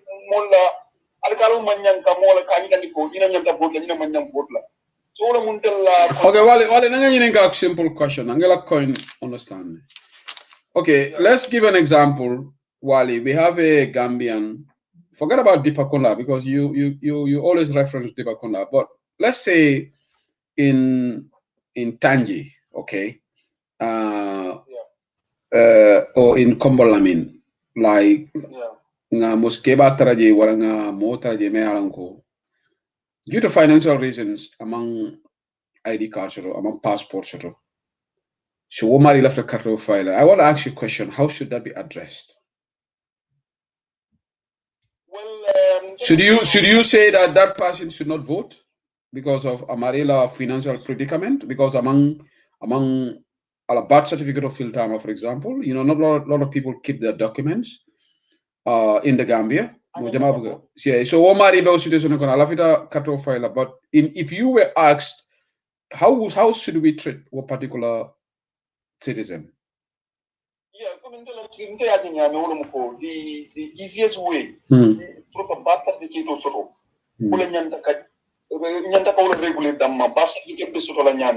Not biometric. Biometric nga long katobe time kala ni kujamani ka fatam di village do da ko la but birth certificate même bi jewol ko folo o natalo me alon ko next step ko ni ngani tan la ko manke foto ko anum ici wa bol ya hani jang ni birth certificate on nat nga jele ko yo mol la birth certificate o return ko trade stamp ko ni ya cross ni ya press ni press ni mom findi wa bol ka folo ko man lala so fo press ni même alon ko ka press ay findi so ndanga min tele miro to jang aman kembe nyum ko be lamfula jede alkalo la mo identify o nyim nyanta ka ci president le mako okay wali ngame la point is ibe bori ka janna bari ka bori dame na wala be tarla wala be batuna janna fana because ngame la di itele apprehension o yemen soto nyina wala pruya abuse like alkalo sitale mo manke citizen di ay kaito deal, right? I think this is your fear, right? No. Okay, No, that's not only my concern. My concern is the identity of those 95% of those alkalos I know currently, financially, not to I mean, I cannot highlight much in public here, right? Like but il a financial standard more along. Not the financial standard. Okay, no, that's where I was even going to. Because you eco eating a birth certificate with it. So what assurance do you think that the people who are at the birth certificate office man, because they are government employees with mega salaries, they could not also be corrupted? Somebody goes there and give them money, a birth certificate there. That can also happen. Gambia be alone be that place bar certificate all be done right now there is a changes because when get that changes follow recommend jele mo be alone ani def mo be alone for little bar certificate ka pass deep knowledge kumi ka ke kumi ite asoto to one year ago the sign is no more ani mun ko le to ke no ani ko lo bondi ko ke no sign so bar certificate lo ko sa ka mun tele futa place to sign même na problème o ci ko comme na alkalo ñu la standard be ñamen ani ila famo ñing comme se wa be ko la batale na tari alkalo ñing ko ila background long back apala fa wara ndeka ni alkalo be mo la sidi ko mo la mo ñanta pour la fama ñam pour la ni alkalo ba di side la apala fa wara ba okay wale ndela the reason I think we had this debate of the platform ndela problem is this provision has already been in the Gambia electoral bill from day one. Amanke saying it's not new. Amanke go is just been brought in right now. Somebody clarify another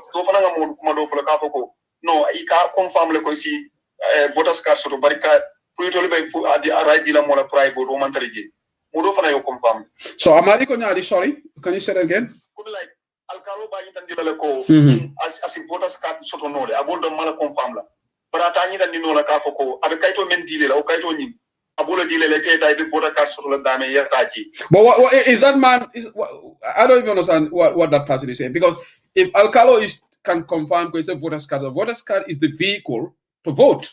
So ni alkalo can confirm according to it may member ko naka alkalo ko as a confirm no ko voters card so no.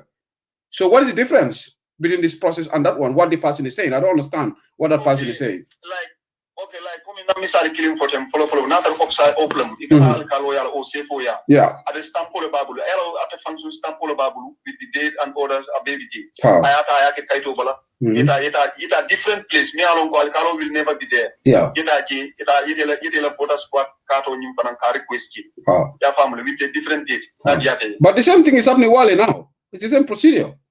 The alkalo la stampo is not the voter's card. What this alkalo attestation is like needed at alkaloya I kaito safa stamp ko ite mujie dingol ibo kaito le tala ita voter's card nyini. So it's the same as what the person is saying. There's no difference. Yeah, okay, but anyway, no, I'm just confused about what this person is saying. But maybe okay, I don't tell after point for I understand your concerns. And I think that, and you discussed it before, I think what Bambamas is saying, that's my view. I don't think that we should completely remove this. Either you have confidence in the system at the birth certificate DULA, but let me tell you one thing: corruption is in the government at all branches, even immigration and other things. Don't put 100% trust. I think what we should do is, Ntela Jeroto, Nkana for Dronko Alkalo is Safiro Kerek. That should not be enough. No, what New York Adama can easily rig the elections. I agree with you. Near Alcalo da Malaba Safela Dorom, you vote as card so then that's very risky. We shouldn't fall for that trap. But in Namira Life, for example, anywhere you go.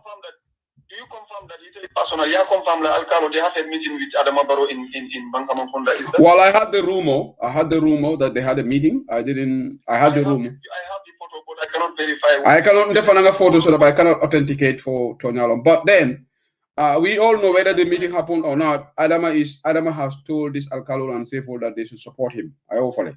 And I going and that support. He said that. And you're confident that Alcalos are behind Adama Barrow, right?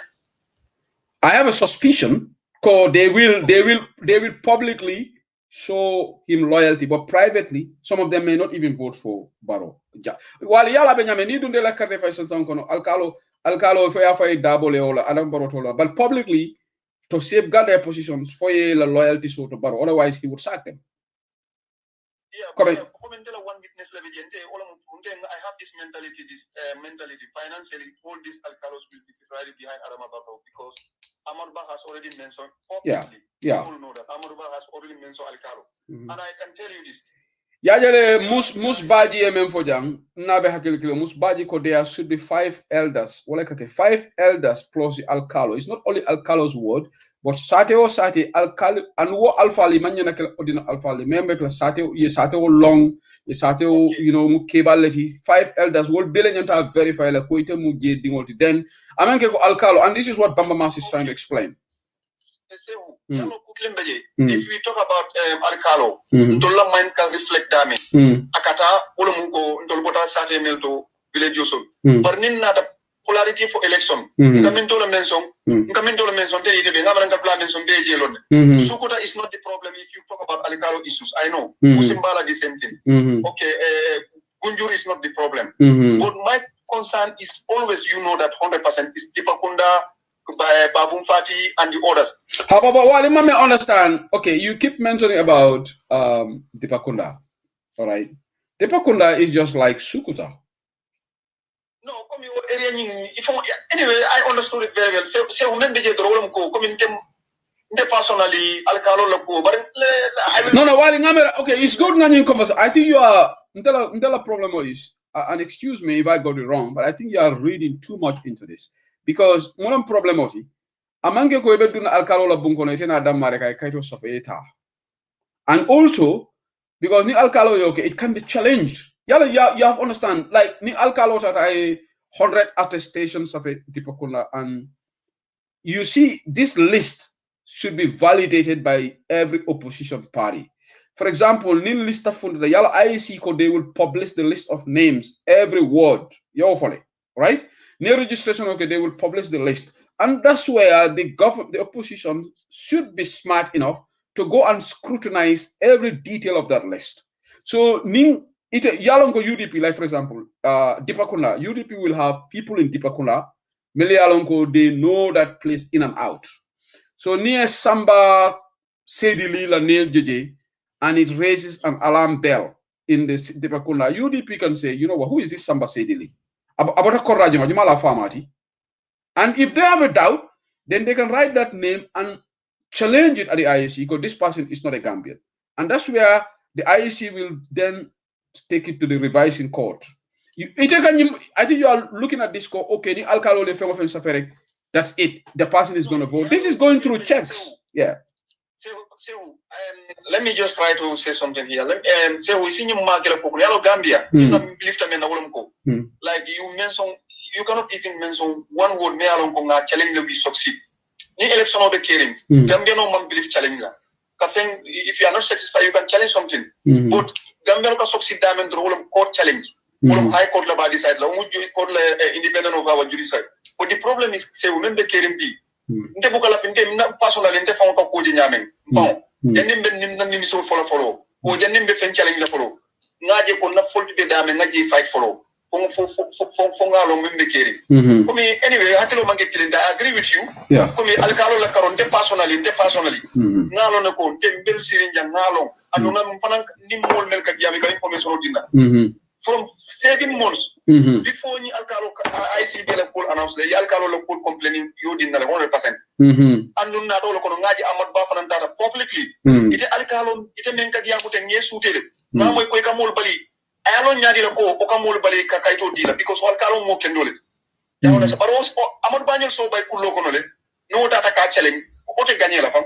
Ay ba bay la mo kiji because ngaji la ko ani central bank la konko ni ya bandile abondire manjam bodile ku jamana de jamia lon ko na dividel nyanda ka challenge am ya ko mala fama la kana do man dana daka price control o challenge so nte believe to men na wala ko ni alkalo fodron mbe hakilo kata village so ga ni na da popularity of vote na hakilo kata big city so lega andu ngalo ni alkalo on for de wala ko kulio so alkalo ko ma beji ina saya so alkalo ko kata anyway good luck for that side ngamere ko ni ngabula te ngaji but c'est not information dolo so la pour ni molia sia will be on the même fo ñewol mu ko dika make information on mendina Gambia no right now mo mi yalo ngara man tari politique ko no même be deri avec campagne wala sia da PDOIS fonction mbado so ye même fo ñewol mu ko mu fene mo mo la mu natara tol mu UDP la mu ko malati open minded politique la mu fenti mi yalo ko alkana mo on the red comme like kana jutu mola mo let's so atol million ko minsa podal kumara UDP la place kumalto alkatara UDP la place balto animmo kumal kasi you have to be socialized with everybody no matter who he is because ningo cross I même for tonyalam ndefango personally nintata MPP la fonkol to ten ani la fake account na traka Barrow la fasa la min dem bagnol naka socialize very seriously naka tara ñoko non so they don't care who you are as far as ka Barrow la fasa rek they are with you so you même ko ñewlam ko mo me yalan ko to kumatale yalo ko mi ke open minded yes fan sutandi molla ana after akimare mo sifalati just to be close with them so that you know isi la carte ke so so nyami so wala ko ngal la duma moliyen ngamol nan fanjo ko mi mu peacemaker so leti yalon so yola ni tan na ka bibi adama Barrow la man sakuna ini mo diamo da 7 people me yalon ko different people le mo di Gambia lon ko right now mo be kamfari so do mo kono le bari man la fi kadum politique kono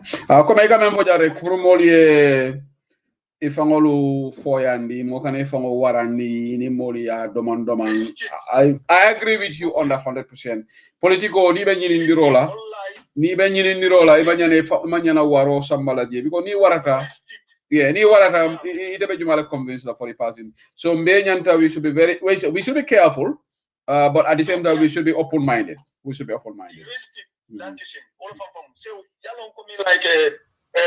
natare konte wali nte manke fendi UDP wale ite bana mo fembale di UDP de no atol sifa ite ani ke fango do yandi you just been humble you're playing a very important role for the party UDP famo I don't believe in this idea karele kumaire karaman kuma everybody is equal in the party of course palaso be modul bule palaso drono but we are all equal in the party ite mo bele ke UDP mo be fengele so yalla wala kan hani pudol famo be ji jamal be ji kafuko okay mbe banda bala jube hani ni mo diamo da UDP ko le mbe ka bari fa ka banda ba mo le bala mo c'est ma sana you understand o kay tandi le ko ni la programme aussi da everybody concentrate ngala fi la mo le même kiri you understand mo ko min kam foto ye diamo bele foto inin tani tan tele ko man die ye fa ngo jindi duma UDP samba kanyado atray dro nga mana ni et mon to kono inin na ani man la finna nga muta ñoo fe nga ni et mon ni mo banji okay gani kala rek wali la ñim point is important lafta men clarify la listeners or last week ni wali e kacha so jane mala point understand but bin kacha la duma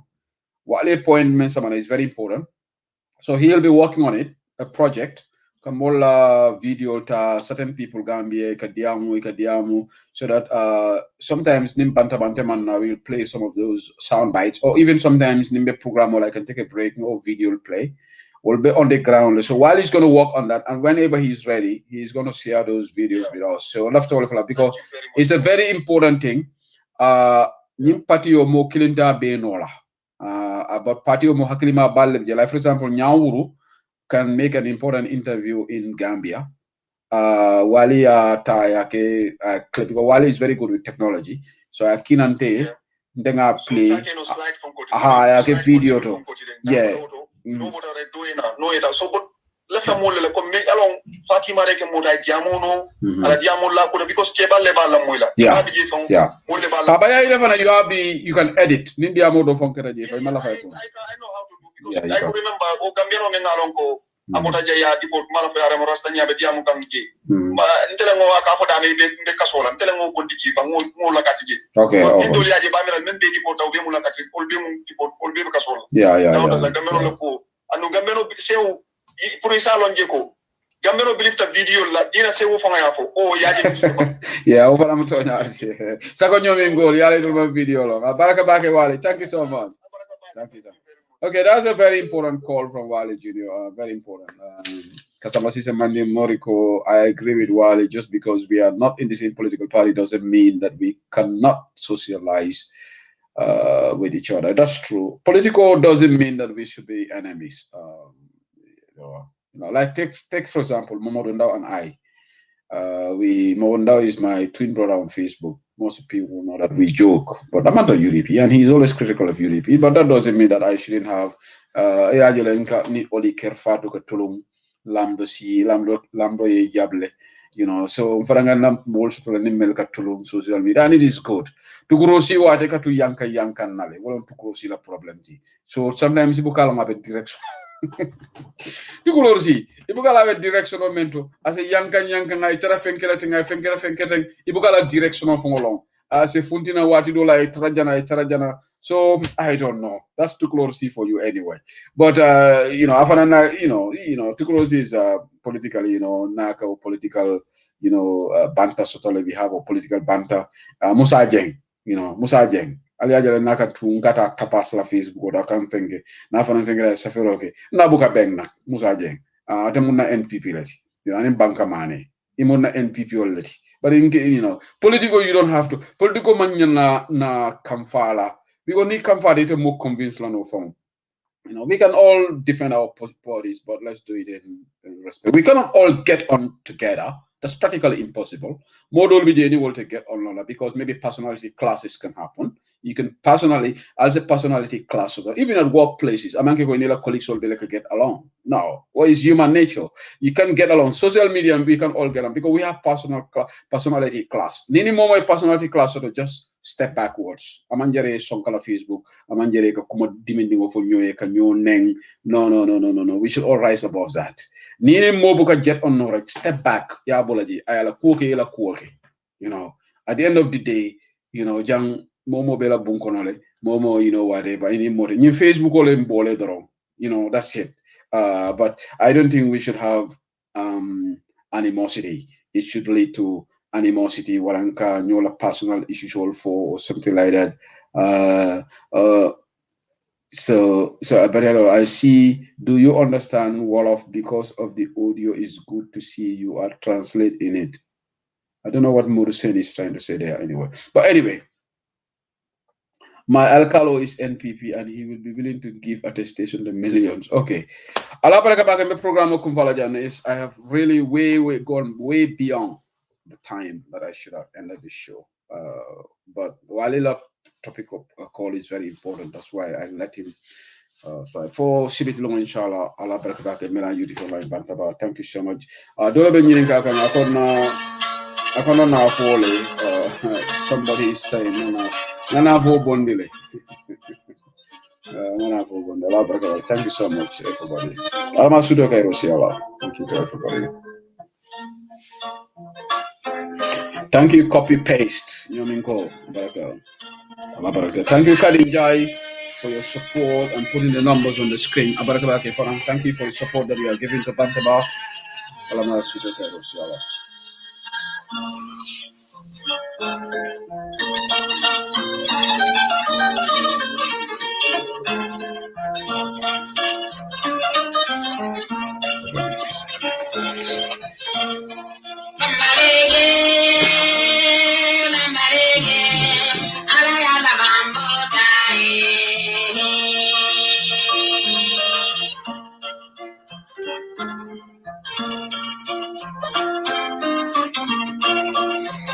Anyway, Allah barakabake in Kana program Banka. Thank you to the person who is listening to the program in the Gambia, validating some of the things that I said in regards to the Edward Francis Small Teaching Hospital. Somebody actually listening to the program, and the person did confirm that the things that were said, it's true. So we asked for more verification. We will try to confirm verification on some of the utterances. This person claimed that he's listening, he or she is listening. I'm not going to say whether the person is a he or she. We try to protect people, particularly those working in the civil service. So thank you so much to the platform. Senior government Gambian official is also listening to the program. Said that the government is very wary of the people that give us information. Somebody has just texted me right now, a high-ranking government official. I'm not going to tell you who the person is, but this person is a keen listener to the program right now. America Beautiful Line Pantaba follow religiously, and I do communicate with this particular individual. I'm not going to say means, and it is not through WhatsApp, it's not through the normal text system. We have another device that we communicate with. You will not know. There are a lot of applications that we use to communicate with people so that to protect these people. Well, they're highly placed sources within the government. Barrow is really mad at certain individuals in the diaspora. Barrow Manasi is not happy.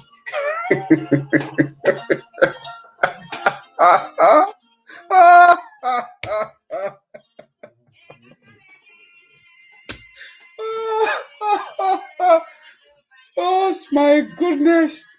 Barrow Manasi is reportedly very upset with certain individuals in the diaspora. And apparently there is a concern within the government. More Jumaleka information or deed. The lad of Madro. Oh my goodness. This was Manasi who was saying what more you. So Barrow is quite apprehensive about the Gotana Hadija Dubailo Bao. I don't know whether I pronounce that well.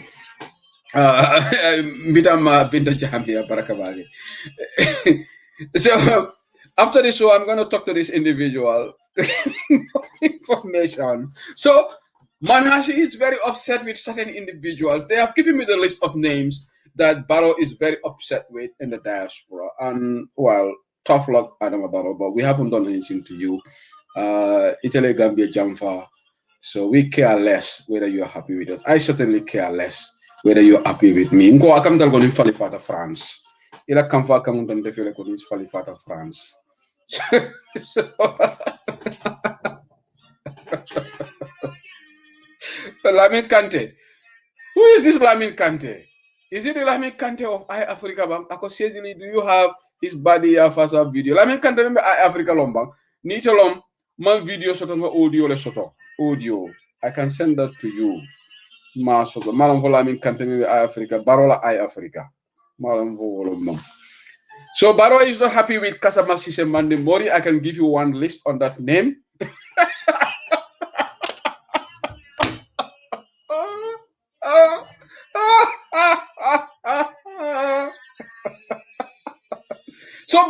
So Barrow can in Facebook status all. No Kasa Bukata live.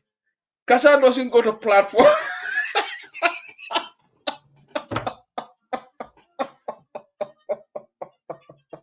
This one is funny. No, it's not the same Lamin Kante. Okay, thank you. But Kasama Sise Mandi Mori, we have heard that Barrow is not happy with you.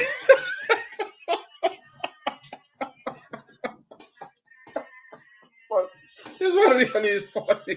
So, Kasa, you are on the Barrow's radar.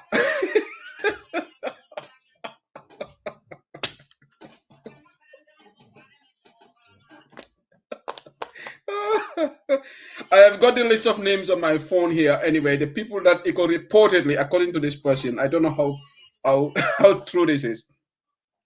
So Barrow and Mon Lesotho melbe social media.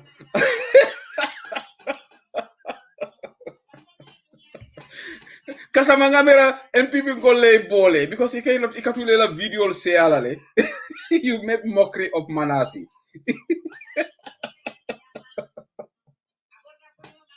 Let me stop the program here. This one really.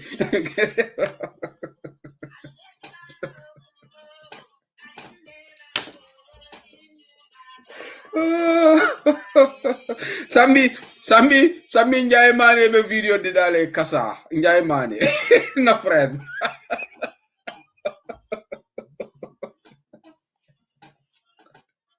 Oh my goodness.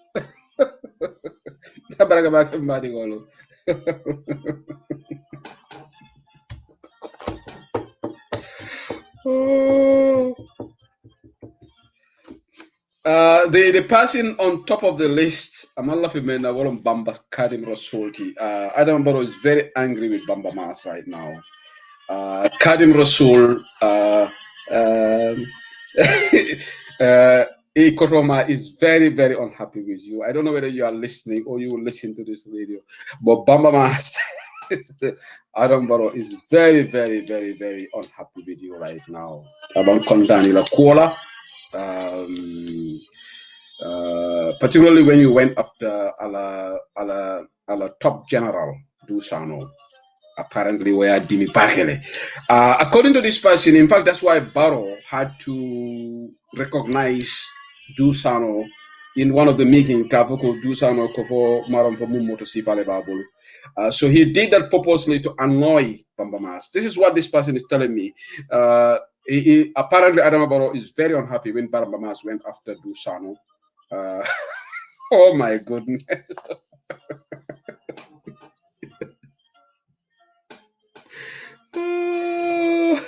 Okay, I'm going to terminate the program here. So yeah. So Kadim Rasul Nibela, good morning from London. But I don't know why Barrow is upset with Casa. Is it because of the video? The status? I don't know. Yeah.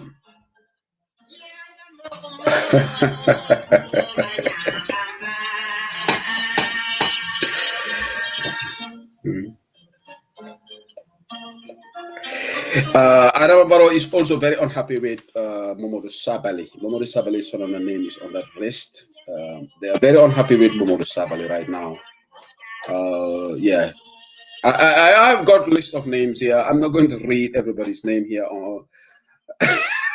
No, but the people in the diaspora, Adam Barrow, we are not his cup of tea right now. So he's unhappy. I am going to end the broadcast momentarily. Kasaba sise mani moro nga njahe mani la audio moyle sami nimba to fola jare sababi da audio de dala ba njahe mani du kare nge dani you are my friend, don't make audio for me. ma hani dala. You remember I interview here ndelenge samana bantaba yen disappoint njahe mani kanata audio de dani na du kare ma hani dala njahe mani nge dani fonko nyari. I am not going to get compromised.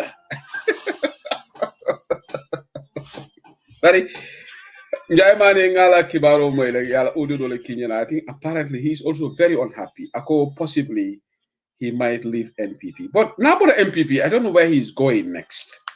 Ako namang I ultimatum make namang Baroje, then definitely he is going to quit NPP. So Kasa, would you welcome him back to UDP?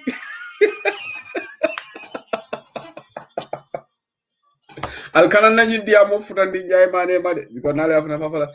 Nkoila wo diamula membe jana Gambia Gambia ila wo. No, but Njaiman is my friend. I don't think he will make audio for me. Njaiman kind of audio that I get. So Njaiman apparently, but is it a must that you have to see the president? What is so special to see the president? This is what I don't get. You know. So maybe Njaiman will go to Doi next. Doi. Maybe he will go to Doi because akabe bolo NPP ning imang president. So this is very, he gave an ultimatum, and I so far to network share the story today. Laminjai ngawa stories here. But anyway, Allah barakabaki. Gambia political is very interesting. There will be a lot of twists and turns before December 2021. Tomorrow is April Fool Day. Keep eye on that before you get April fooled tomorrow. Tomorrow is on the 1st of April 2021. So don't allow anybody to April fool you tomorrow. Just be vigilant. Tomorrow is April Fool Day. Tomorrow will be.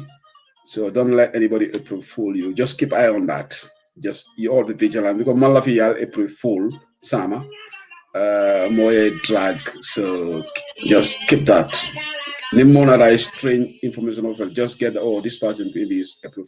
Like last year, I did April for a lot of people. I did that and it worked on Bantaba. But tomorrow, I am not putting any April Fool for anybody. So I'm not going to do anything like that tomorrow. So Allah barakabake, I'm going to terminate the broadcast in a few minutes. Thank you so much to everybody that was here in Bantaba. This man made me laugh because Adama Barrow getting angry. Yeah, yes, it's our birthday month, Aries. Yeah, thank you, Kaza. Until birthday month, long April. Yeah, the best month. The April. Easter, and this is a 4-day weekend as well. 4-day weekend. Friday is a holiday. Monday is a holiday. So Allah barakabake. Kasama Antonito. Yeah, I think a couple of days later, Nila birthday. I think We want to say massive thank you to Ibrahim Adiba for helping the situation in regards to the price of cement in Gambia. So if UDP people can do this, what will happen if UDP government comes into power? So Gambian, I'll cut off for UDP. Alabari, thank you so much.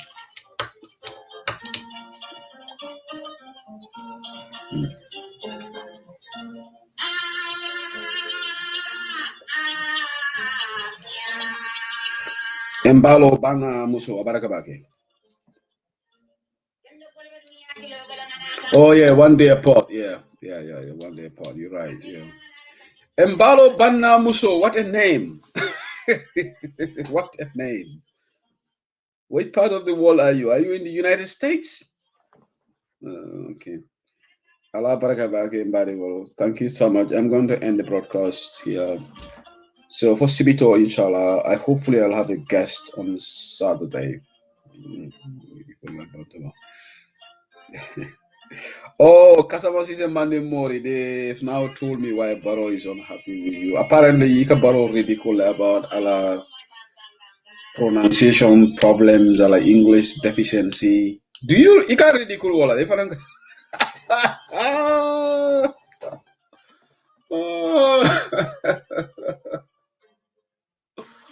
Oh, I don't know, Barrow. You should rise above this. This is even political bantality. So if you can't stand the heat, get out of it. Yeah. Now when you marry from about Tony, I don't think Barrow will get upset over those things. I'm about Tony, you know. Yeah.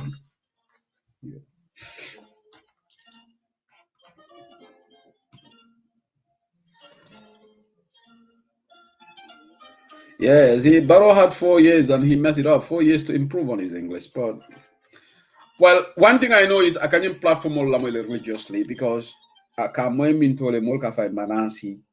Because I can't mean to le molka for Barrow man karang. So I can't platform all lamoy. I can audio lamoy. So he listens. Anyway, good night from southeast of England. I'm going to terminate the broadcast here. I will not do this again. I will not be here until 10 p.m. Today is just a one-off thing, inshallah. Normally I end at 9, but been here way longer than I should. Thank you so much. Allah barakah. Allah masuda karo. Thank you, everybody, and good night from this part of the world. Allah barakah.